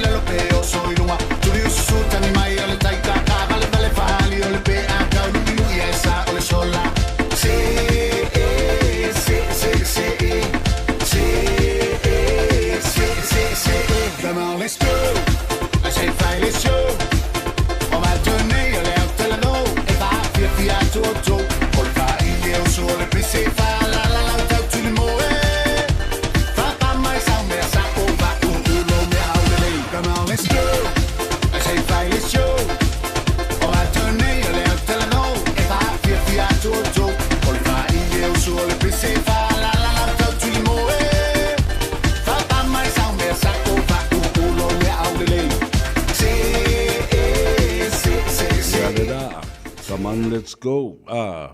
Atalofo ia te oi lungo le ala tele le teimi le nei. Wa o mai foi le pongisa. Male malulu. E whawhita I lava I le tua I le o iaini ti munga. Ia whapea foi ni matangi malolos. Ia o le taua. Tātou taungapa I le taua ole. Sao sawa whaatulanga I lunga o mga ala o le atunu nei. Ia. Manuia li le anga I mai. O le vaenga o le sifipo. O le fesili lava le nei, o lea lava o lo o fete na ia I le to tele. A wafo I wa uma o na tusi atu le sunga ya lauli ma le vaenga to lua se fulu. Ina ua uma fonutanga e tolu. Sa talo ai le fionga le sa whapito, malana vaenga, e a fio mai, i le fono. Toi whai le si fono, toi whai fo i le si fono. E leo mai lava. Ua manatu e lo le sunga e la uli ma le to luas fulu lea. E le aila e le o le tuatuangia. Po le tuatua noa. Ai ua lato lea mana ia tu la fono whawae o le whawhale tui. O le whatuatua i le atua Samoa watas. Na o lava ina ua whaatino le fono wha le tausanga, le AGM. Sa toe wala au fo iai. Ai tusi mai fo i a le vaenga.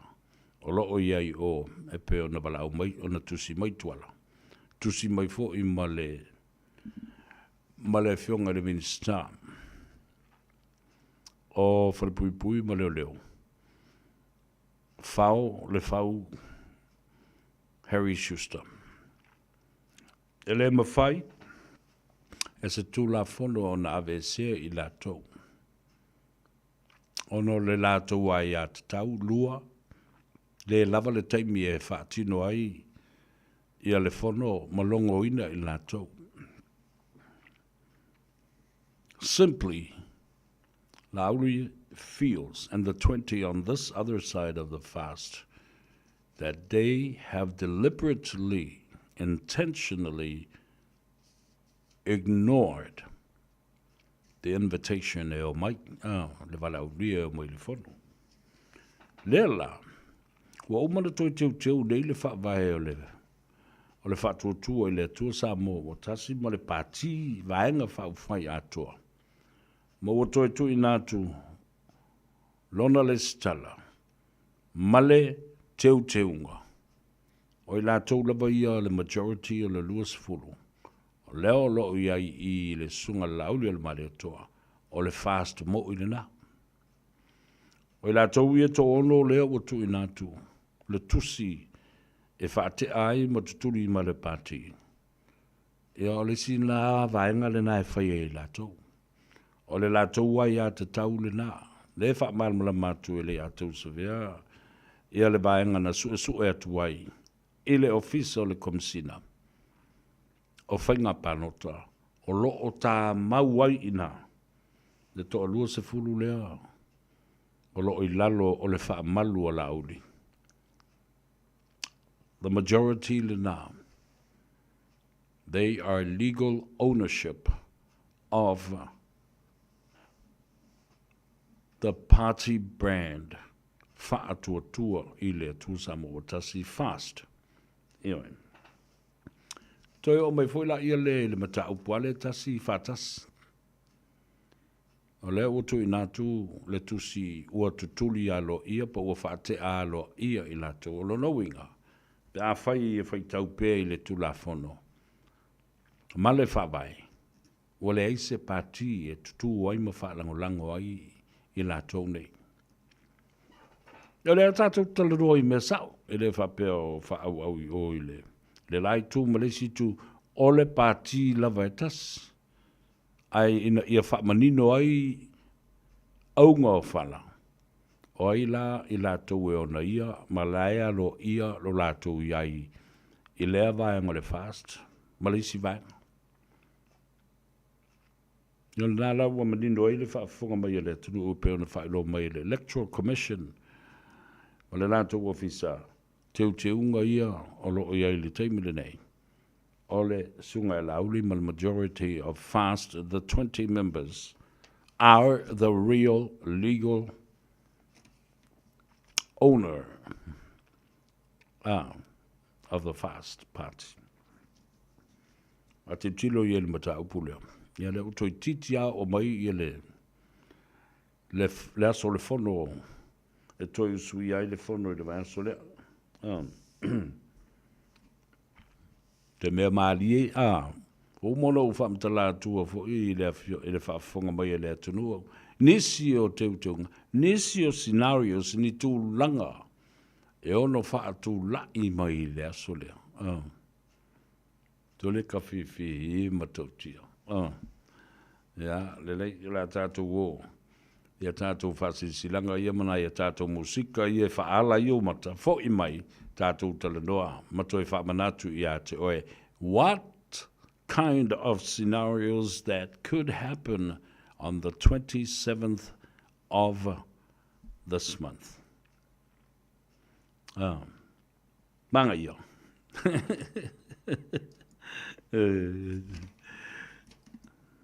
Kasu tialo, awal suya ngila wa mekio. Aya eva mai ina se fudu lima iva kolu. Amo, Radio Samoa, Bevela a. Le mafuanga le nei nei lo, le tango le tatau i Samo. O le malanga te ine to alua na feo si mai fiti le vasalolo. Na la au mai ai o le atu au, na sia la pese tutu mau. E fai mai e tatao fa fine ai le tatao o tade.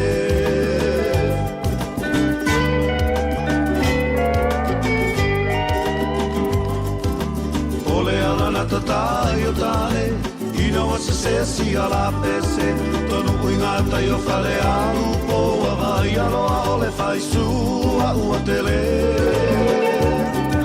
No toto fuai le o fa fine, wa ua sui ai si ala pese, e fai mai e tatao tane ai le tatao fa fine.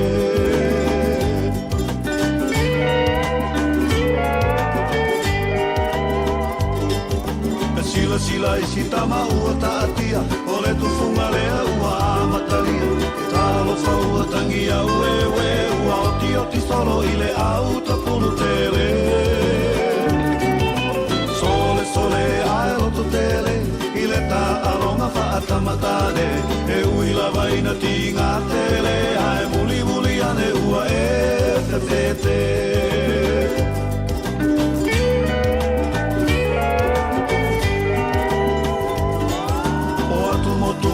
Pacifica, le sili Samoa le tautaua.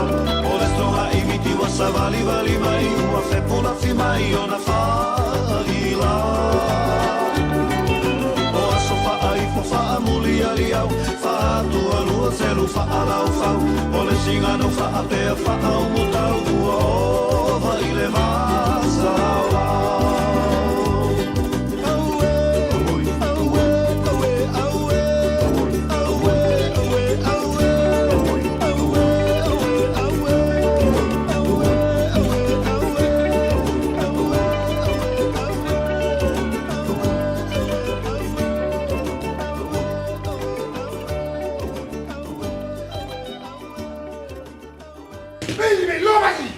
Hey, hey! Oh!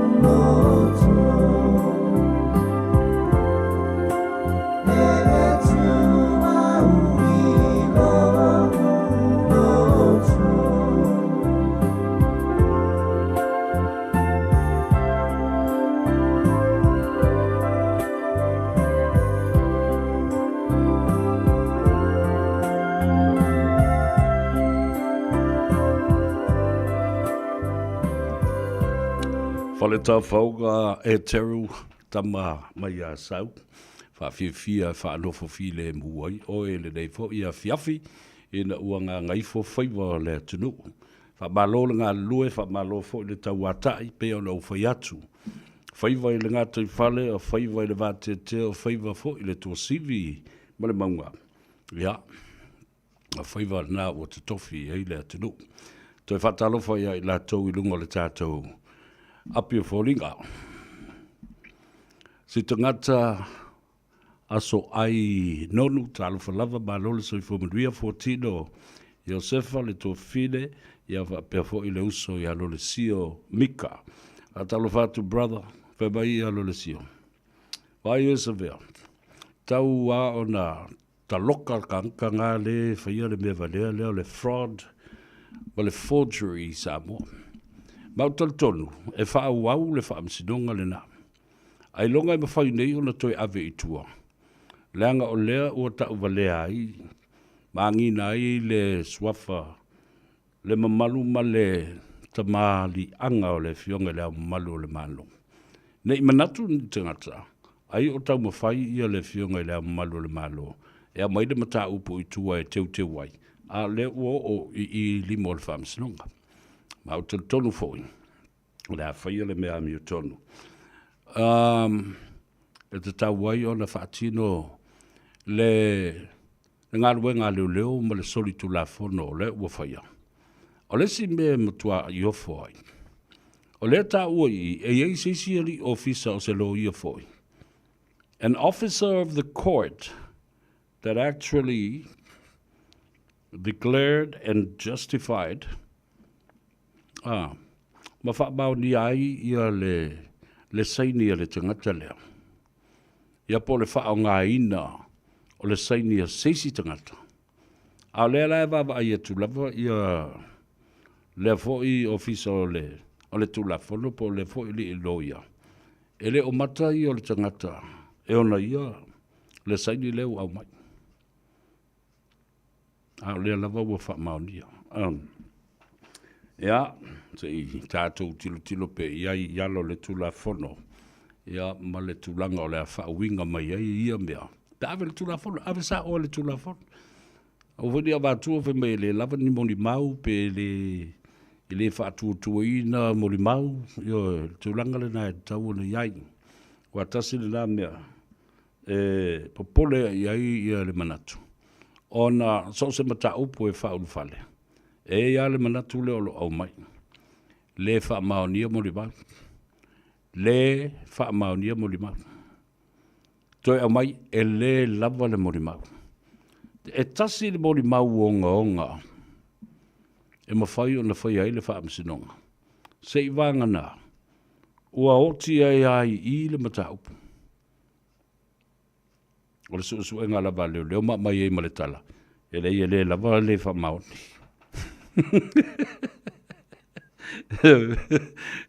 Ale mea tā ua le nā. E tauna sila fo i ai. The process of how an issue or a criminal act or somebody will be charged by police and what the due process is. E tasi le test o le mele. E tau na ave.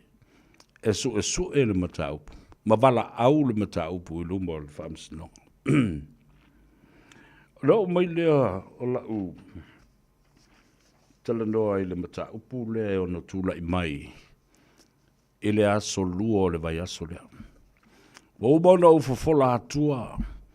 Tu ai ngā tūlanga ese different scenarios that could happen on the 27th and Tuesday next week.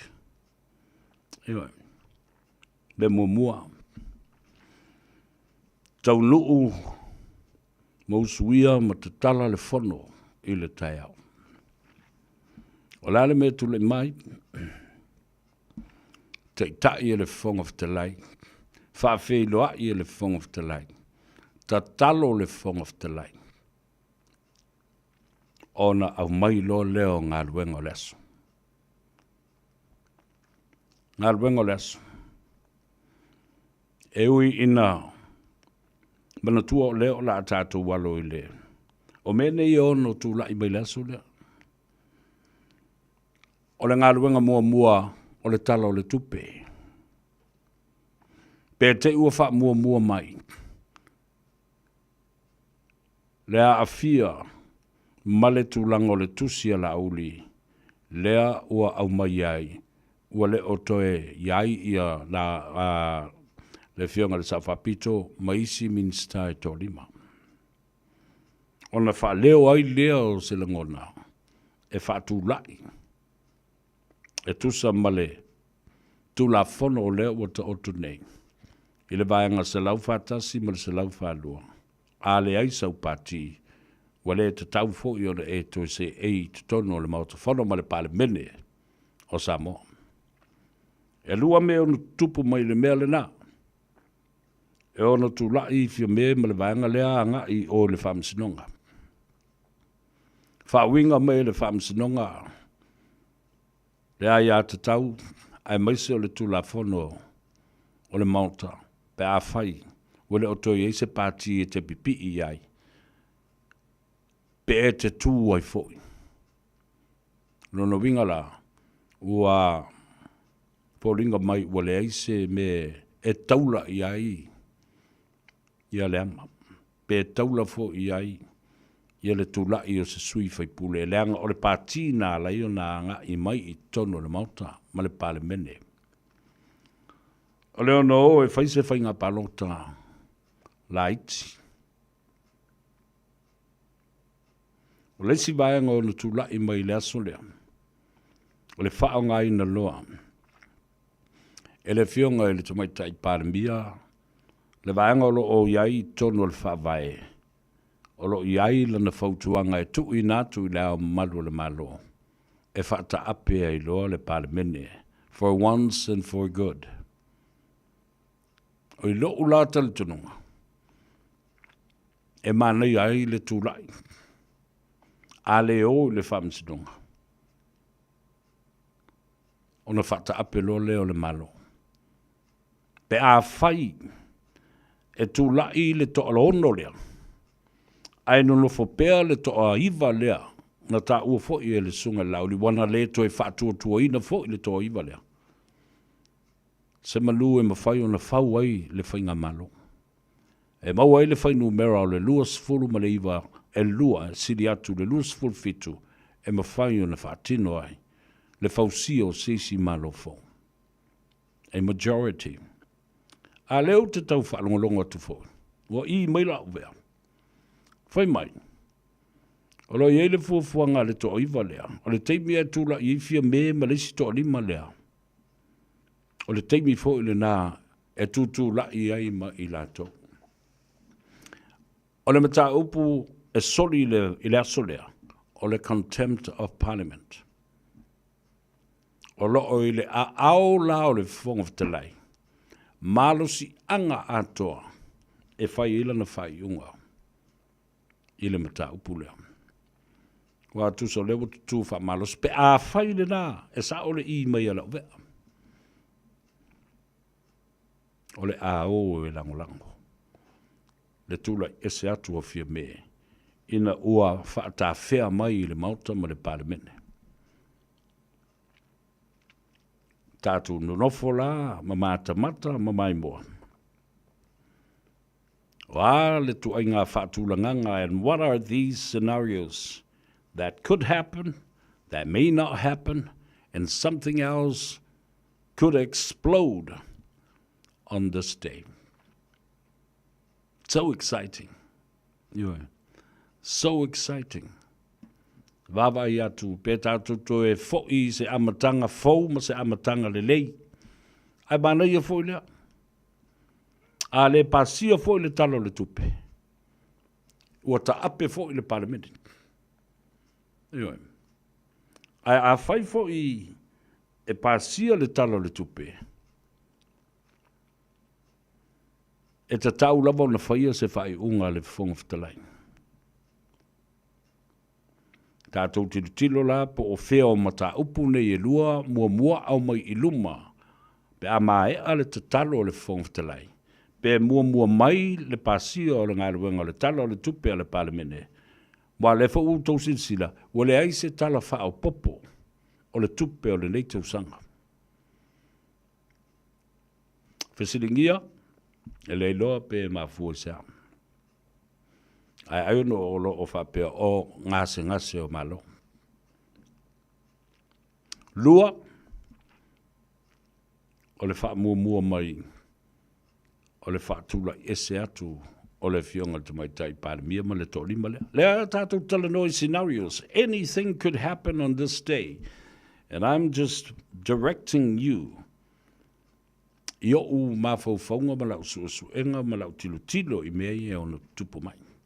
Pea ona o walo ia le unga o le whamsinonga al fonga fitalai. Matule epa whapea fo I ma le sui tai. Iala wof. Ta au ta wotua. La au tau sila le mea latu. E toi fo I mai le fonga fitalai. Fo I mai e wha maasi asi la wali ia lo mai tau langi. Le fonga fitalai o lesi a ma lesi mo iai uma I a te I la tau ia sui fonga fitalai ma le fonga fitalai. E me whai e le atua. Ao lewe mai, ao le I lawina le unga o le whamsinonga o le fonga fitalai ma lana mata upu wa lewa na mua umana tāpena le apili. Aisea. Na mua la tu I loa le lei ale mea le au o iai. Le unga o le whamsinonga. Ma le upo le a au mai e le whamsino siti. Ma o le mea fo le na o le atupu. Fatalo facto. Pesta Alex Rafaele Secona Fido. Absolutely. Ewa. Lo iai pe le tu la fono defamation. Ma tua fo I o le mta upule ne o le defamation. O mea nei e o le testile nei e loa e prove ai. Ia lo soli o le tu la fono o le defamation. Ne fai mai Alex o stasi fo I o li I whaasele lau. Sa o lei ia lau mai tau ia le atou sa vea. Ai I lona lava talitanunga wa tau na ave ese le mele lena o whatu nei e lava. Ave ese le Criminal Libel Act. O le a matua ni nifu atoa i le channel on mataupu le defamation level atou ia. Is it a direct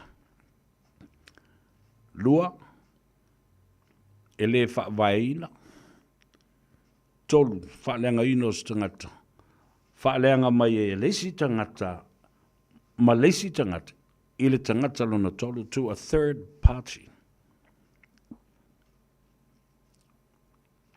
O le testin da e whaanga i le tula whono leo le defaming and defamation. To a third party. Ale defamation of fo'ilatoia. It fell on the part of civil litigation. Ai talu ai le nawa I tau walen toi o maila n tau pule I tono le lua fesuma tolu. Ina wale la vae tu le pa le whaalongo I tala tangata sala lafo I ateia. Malana te inga. Whatasi e fo I male tulanga sa iai. Ngasi o malo, male HRPP le lava I tau. Wa umatu le vai te mi le na vese ne le matau fole le lu o oval. I whanua whaalenga nuu, ma le lisi ino whanua whaalenga nuu. E lalo talutanunga. Ma e tatau fo yon tu fatasi ele komiti whafoe ma tātou ne o sui whono o le whaalapuputonga o le autustala ma le au whaasalau I Samoa. Ina ia tātou whinau ma awas tātou application I le pāle mene. E mawhai o na toisi le sila I le teunga o le tula whono le Criminal Libel Act po o le ato ma maolo I whafu. Pe teu. A walanga ia isi tangata e matua onga upu matala la tau te whi awe ai. E mwhai lana whao ngā I le mele. A whai o le tūstala alo ia. Mani sui o le tātou mawhtanga ale au whaasala lau. Registered financial members of the Jaws of Samoa. Na taula ia le na toi tanga I matoi sila. I ni teunga tala whea ngai. Ina I au ai ne I tau mia le sauletonga. O le au tūstala ma le au whasalau e whaatino ai le lātou ngalwenga. Whatalo whatul si ufonga le tae fau I lau sunga I lau soli tulepa. Whaafitai li o sua. Alole o le sai. Whaafitai fau I le whaatotoa. O le ala na le ai ono ufai atu I le mea le mata upule ale fionga le Palestine I a langi Kirisoma. O lea ua lau manu ia le tangata lea na whaia le soli tu la fono ma wha o ngā se le saini a le isi tangata. Ia tilo ne iai. E whapea ai nao se sfulu afe po se lua sfulu afe po se lima afe tala. Lua se lau tolu sfulu ma le lima afe tala le tupe. E te le tupe. E te le tupe. Ia. Leala ua whai nei. Ai to e tā mo o e tau mawhai. E fosi le maso o le fionga le amalu le malo no so tanga whale ainga. Leala ua e to e tali tonu I lau tala le na whai atu. There is one thing that stands between the law and Samoa. It is the conflict of interest because of our relationships to each and every one. We are a small country with a limited population, a small population. Everybody knows who. Samoa is a family. O so tanga, o ainga, o ngafa, o tangawhai. Le tunu ua toa.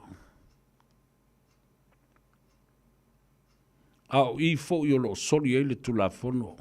Le la o fai tamo mo e loa. E tau ma fai e su e se me sulu ai le uru, ma lafi lilo ai, ma mau ai ia se tūlanga. O le wha manga loina, pa o le tuu, wha tiu tala loa e fai le me se, ai lafi tua, o tangata e malo losi o lātou tofinga, ma o lātou malo si anga. Wha le wha vai, ma tō finga maua lulunga. Talo fai. I le tama o le wha suanga. Le tama ainga. Le au mamalu o le malo. Tō whamalie. Nau e fionga uam. Ta ua. Lau tamari anga i le neipo.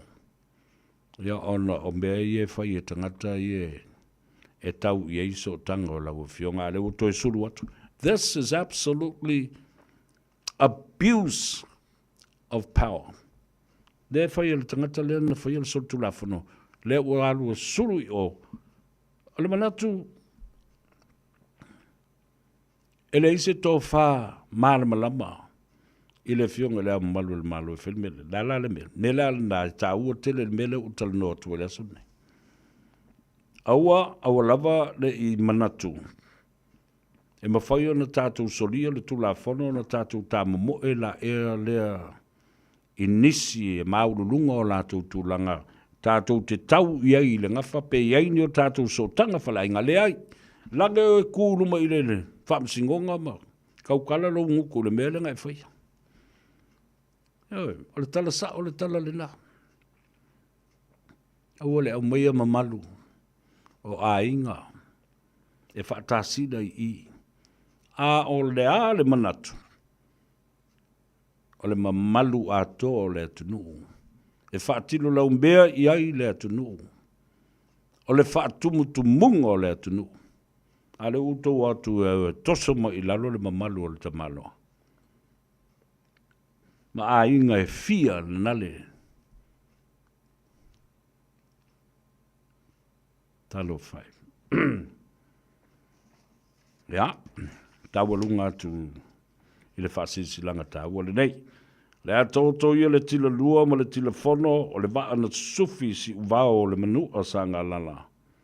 Ai I le ava ma le mi ngāo tele e wala au whaaloa lo tuai I suri uma o peito ma le ifi ma ta ia ali pupu. O lo o a fio ma papa au I tū taulangi I so se tafa o Samoa ma atunu I fafo. I suri foi ma suri o peito malaifi matai a patu ma ilo tongia I lupe mispusi. Suli o matai a tanu vasa fale va ai masuli o faa uma o natali le sua. O le awhia le tātou feilo inga I lo tātou a inga I motaa e pei o na masan ia I le aso lulu, aso lua sful ma le valu o me, lua afe lua sful ma le lima, I le itu la e sful ma le lua I le auli. Ona oni mataupu tā ua tele. Pa moe, o le atu tai atu ia le atua lo tau soifua, I le aso tā ua. O lo le aua I mai, o le ale no tia ai le toa wha ma le fina ngalo au tasi o le tātou ainga. Whaftai, o la seinia, o suli o paito ma le ifi, mataia, pātū ma ilo, tongia I lupe, mispusi. Paito ma le ifi a inga ui le lea.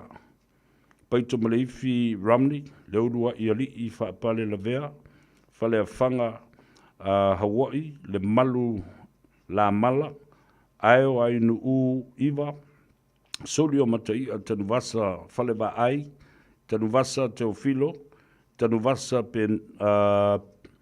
Paniani, o Seutatia Perelini, soli o wha umona tali o le sua, o falafasi ta I ken ia mafola sa I tu mara.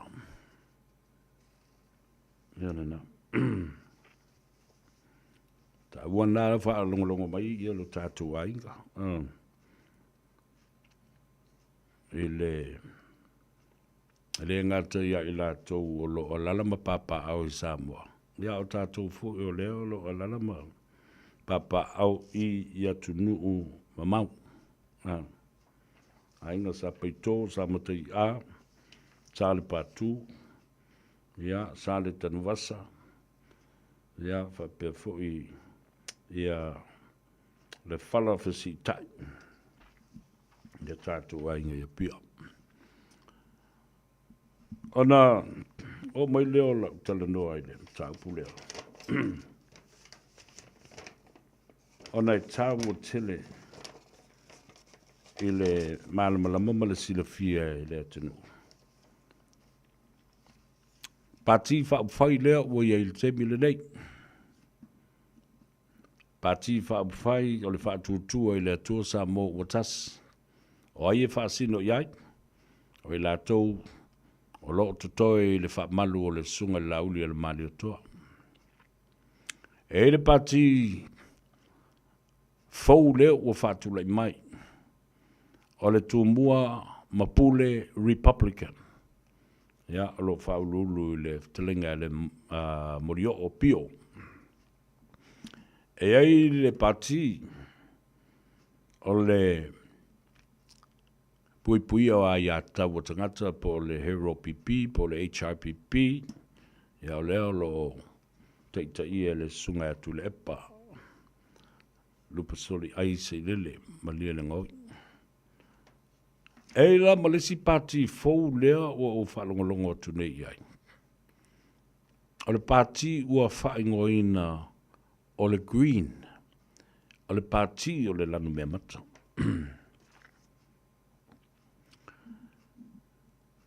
Le lai whalongolongo atu nei iai. Whapea. A whai e tūla i uma ia le to asfuluma le to lima lea.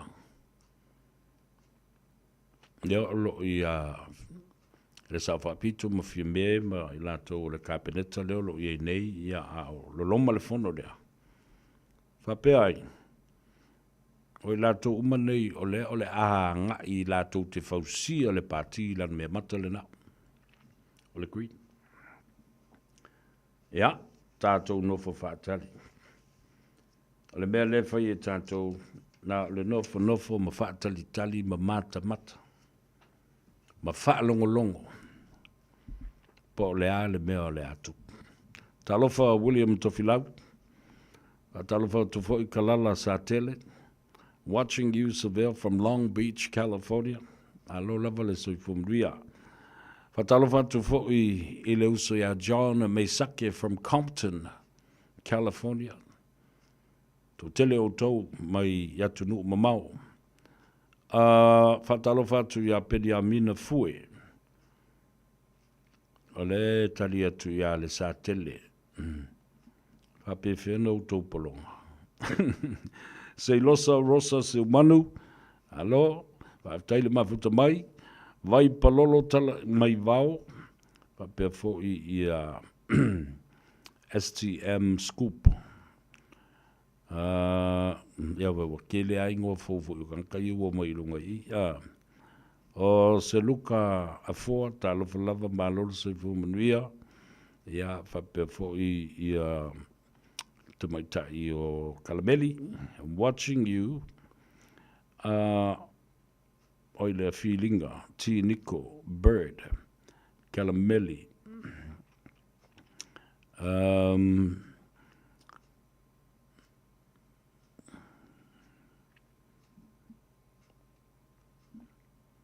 Falaniko Luamanu, Talfalava, Yava Perfui, Ale Mau, Susanda Lui, Ya Maleto Teleoto, O Malotu Totasi, watching you from Waipahu. Aloha, my brother. Roberta Pele Masina. Talofa tu le matou tina matua. Anti Falavelave. Afamasanga Puela Ulu Maletumaitai.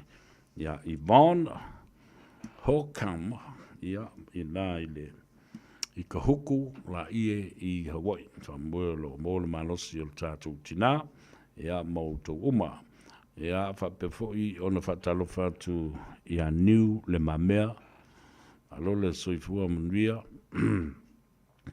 Fapefo ia Susanda. Talofa lava malo le soifua manuia. Ia o pati la na o le o tatu anga ini iai. i le sa ili ilinga. Ma le feelinga. O le alo talitonunga. Le ale talitonunga o lo o iai i a te oe. Ia te au. Au te talitonu i le tele o whaamrianga na tu o sa saa mai. A o lea lava sa saa mai. O ia na ua whapea le whainga malo. A o lo o maua pea whaamrianga. Mo le to tele.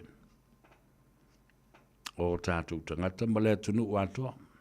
Mai o le nau ta inga fo le nā o lea tunu o atoa. Ivas full 5%. Ia toi tu la i mai le sunga lauli ala mali atoa. Ma le vaenga au tū. Le vaenga au tū o le whātūtū i le atu Samoa tas. E toi te itai ma whaawau le lātou tautua i a Samoa. Iana na. La tātou ua tale pese lea fo i mai. Ia, o na tātou tau mawai lea, ma whaise tala muri muri. Ia, a wāfo i le ngā Gagaifo ai o Faiva o lea tunuu i le nei asolulu.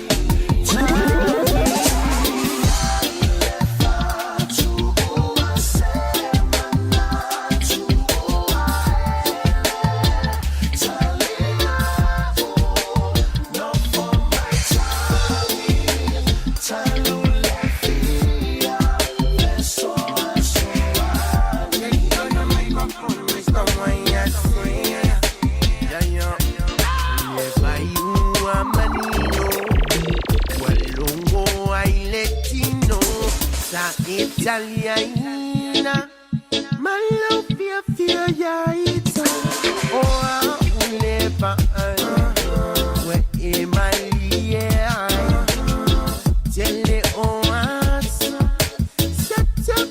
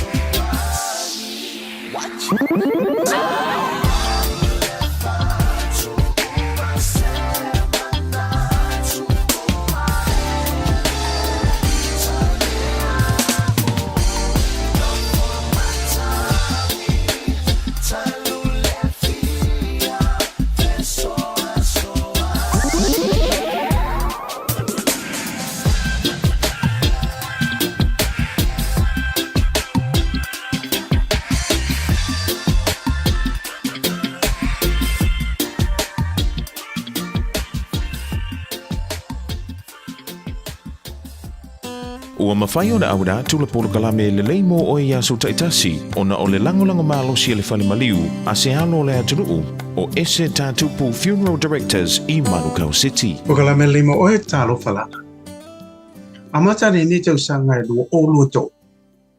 O whaalea ina le atunuu o Aotearoa New Zealand i lo ngā vai matangi i ma le a whao kapiri ela. O le mautonu ma te memea tangata umala. Ona o le tele nau nau. O mea te o tino o tangata ua whaanga ina o lau whanua au wala. Ua mali liu fo'i i a tangata. Ua sa ili. Ma fasili pea ma sa ili se tali. Pe aisia ma sa ili se fōr pa whita uli. Whaataro no sui o le malo. Ma tangata popoto i whaalawalawe whaanatura. Ua tusi lima fo'i. Solo tangata ua tua ia is tangata ia ma whaalapa tonga ma company. Ai o le tani lea a iopo. Soma lua whaiwe fitu ma le bala. Ia e fasili manu mai wha. La tu te awa o mai ia te oi. Ma manu whelelei. La tu te whailo mai ia te oi. Tau tala i ele. E a o mai ia te oi. E wha matala mai fo ia ia. O le sami ia te oi. Mai tau le pupo ngā o iopo na le ai, se poto le lalolangi na mawhai o na maua le tali e mapu i ai ti ngā o iopo.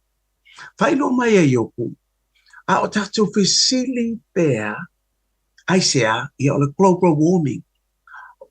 A whai mai o le iloa e manu mai wha, o manu where lei o i o le samu, le mafu anga o whaala labe whaanatu. Na whai e le tua le lalolangi, ma mea uma o iai. Na sila atu fo'i le atua, ua matua ato toa malelei, ma fia iai.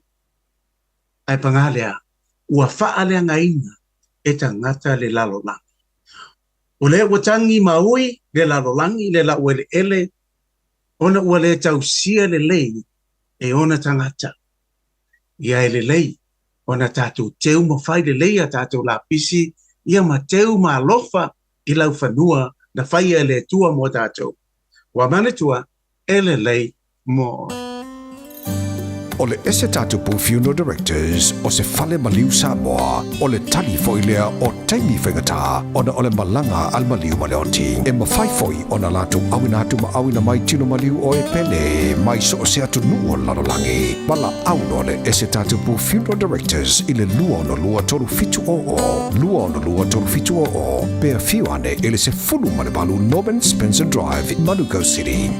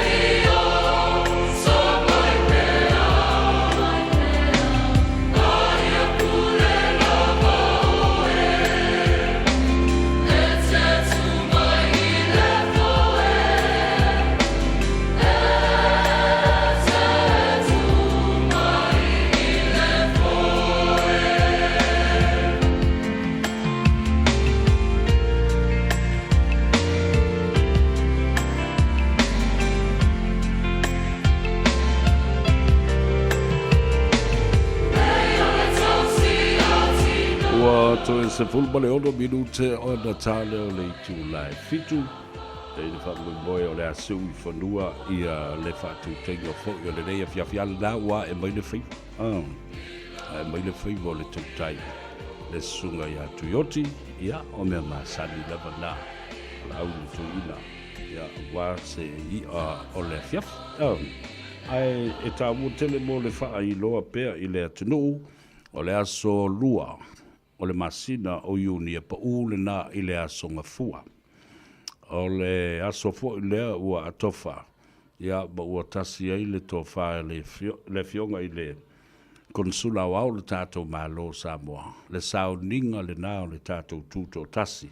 O le a whaatino lava I le moto Samoa I mangele. O le langona au tū. Ia, po le alava le tulangolo. Ia ile ngase o malo I Samoa I lo tātou atunu. Ai le tu ua ai. Ia le tulanga o le whaea ia. Ia ma whapenao na wha mau popo pea langona ma nganga o tangata. E toi whafo ia I tātou. I le ono se fulu ma le tolu tau sanga ua tuanai. Lea na maua ilo tātou tūto tasi. Maulua I sise na e ai le tanga vai o le atunu. I tia whafu. Ia, whaftai, teita I atu le atua lau tau soifua I le lavaso. Langolongo sua iai I le saufa inga a whawhengainga. O whaife au Samoa ma le lātou maftanga I au kilani nei. Whaatasi fo I ma le fono fautua a Samoa. O le anu ti mea whaatasi le vaitele lea. Ia, a wā le whaatino ina o le tātou whaamoe moe. O le whaamana tuina. O le ono sifuru ma le tolu tausanga. Talu o na tuto tasi lo tātou malo. Ia tunu ui fafu. Whaia I au kilani nei. Talo tuai I le paia maulunga. Tupu mai o le tunu. Tu mua mapule I tu au malataua. A inga le tai ma le vaa o fonti o tama le manu o tele ma to o le whale ula. Samoa I lona tu langa ma o popo. Ta mama tina mat tu au te fia va ai a te oi. A fia mai ingus ka whangu vai ma ka Gagaifo I le aso. Le aso tau ma whainga le aiai o wale. Le whaamalo stino. Ie leo se whainga ai. Ai o le nganga. It is the spirit of victory, the spirit of celebration, and the memories that will walk us down the memory lane. A day to remember. O se aso e whamanatu ai I o tātou aunga tama, ma aunga tina. Ia, mai lātou sa lenga su o le tai au ina ia tūto tasi Samoa. O e na whaunu ua. O e na masaa le toto. O e na ngā lulue. Ia, o le tāvua le nā o le lava fu ias. O au me sa whai I le ngā vai kau. Le kako kuko kasi e wafu e whiloa e ngā koloanga e moe ma le awa. Le si ma ava vanga koe ma sola koe ia. E o, ai ma e fu ngāti. E o mai le teimi nei o lai no lo fuai si ngāti I ngā whiloa I le kuko kasi. Ma le sisi ngā fua. Ia, tā ua tele whamanatu ia te oe. Au le ngalo, tāle I tū la iwa ua taunu ua tātou malo. Ia, ma whapena fo I ona anga I atu le tātou sauni ngā lotu. O le launga au tū o le lavaso. O le fionga I le li whaipule. Na ala mai ai le manuia o Samoa ma maua le tātou sitseni. Ia, le utoi whaafo I mai nei le tātou sitseni. Ola ne ngalo ia te oe. Le fionga ia te anau. Honorable te anau tu yono. Ia, whapena fo I se saunoanga whaamanuia ma le saunoanga whaala I au. A le fionga I le konsula. Au le tātou malo tūto tasi o Samoa. Le fionga ia whemata. Palu salua e whapo le lua.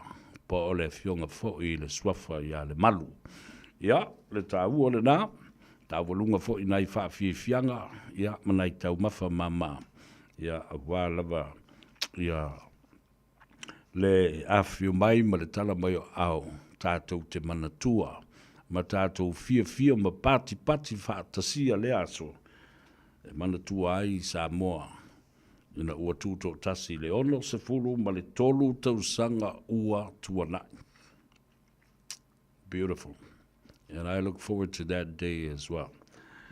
Ia, ona whapeo leo se tala. Awane ngalo, o le maanga mulu sa uwhia tala noa iai.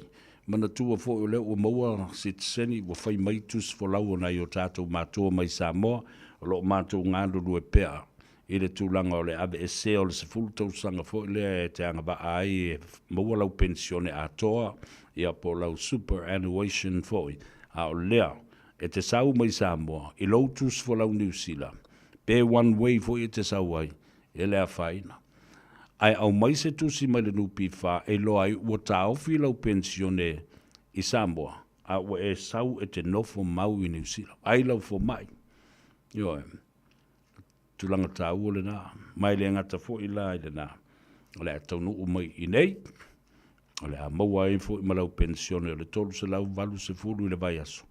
O le emergency benefit. Ai le wha mai tala vai, o la fia, ia ma fa pena on the tattoo mo ia fa mdianga fa ftai le tua ia fa fonga le lei ile sauno anga ale fionga ile foi pule na tawala mai ile nei fa mdianga mo Samoa ia o leva on tanu mai ili mamate na le itoi ACC ma fo faula ma foi una toila langa le nei mata upu fa ftai atu le ngaluenga le ta fatolu sa fenga iai ia manisi fo i o Samoa Male to tele, sa whailo lātou sau, ma tongi fo ile maa, ile nei wha moe moe.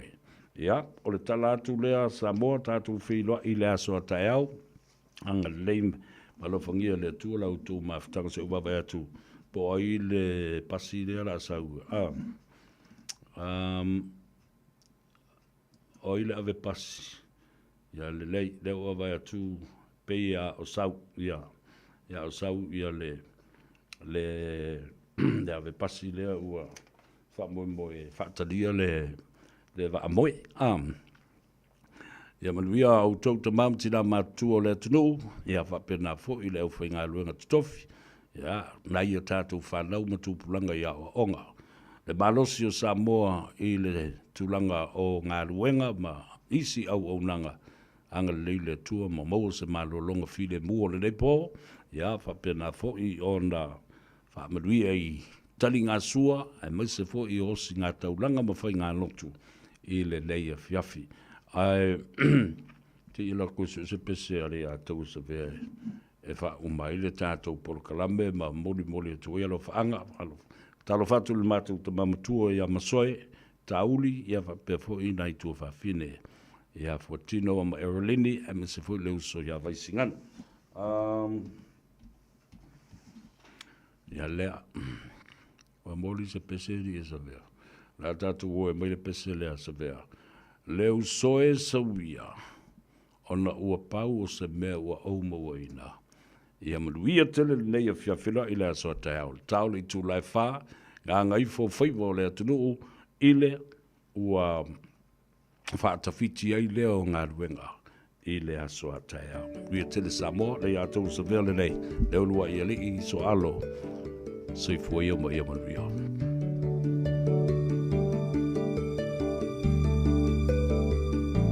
Wow, le pungisa, whaapeo na puniti o le la.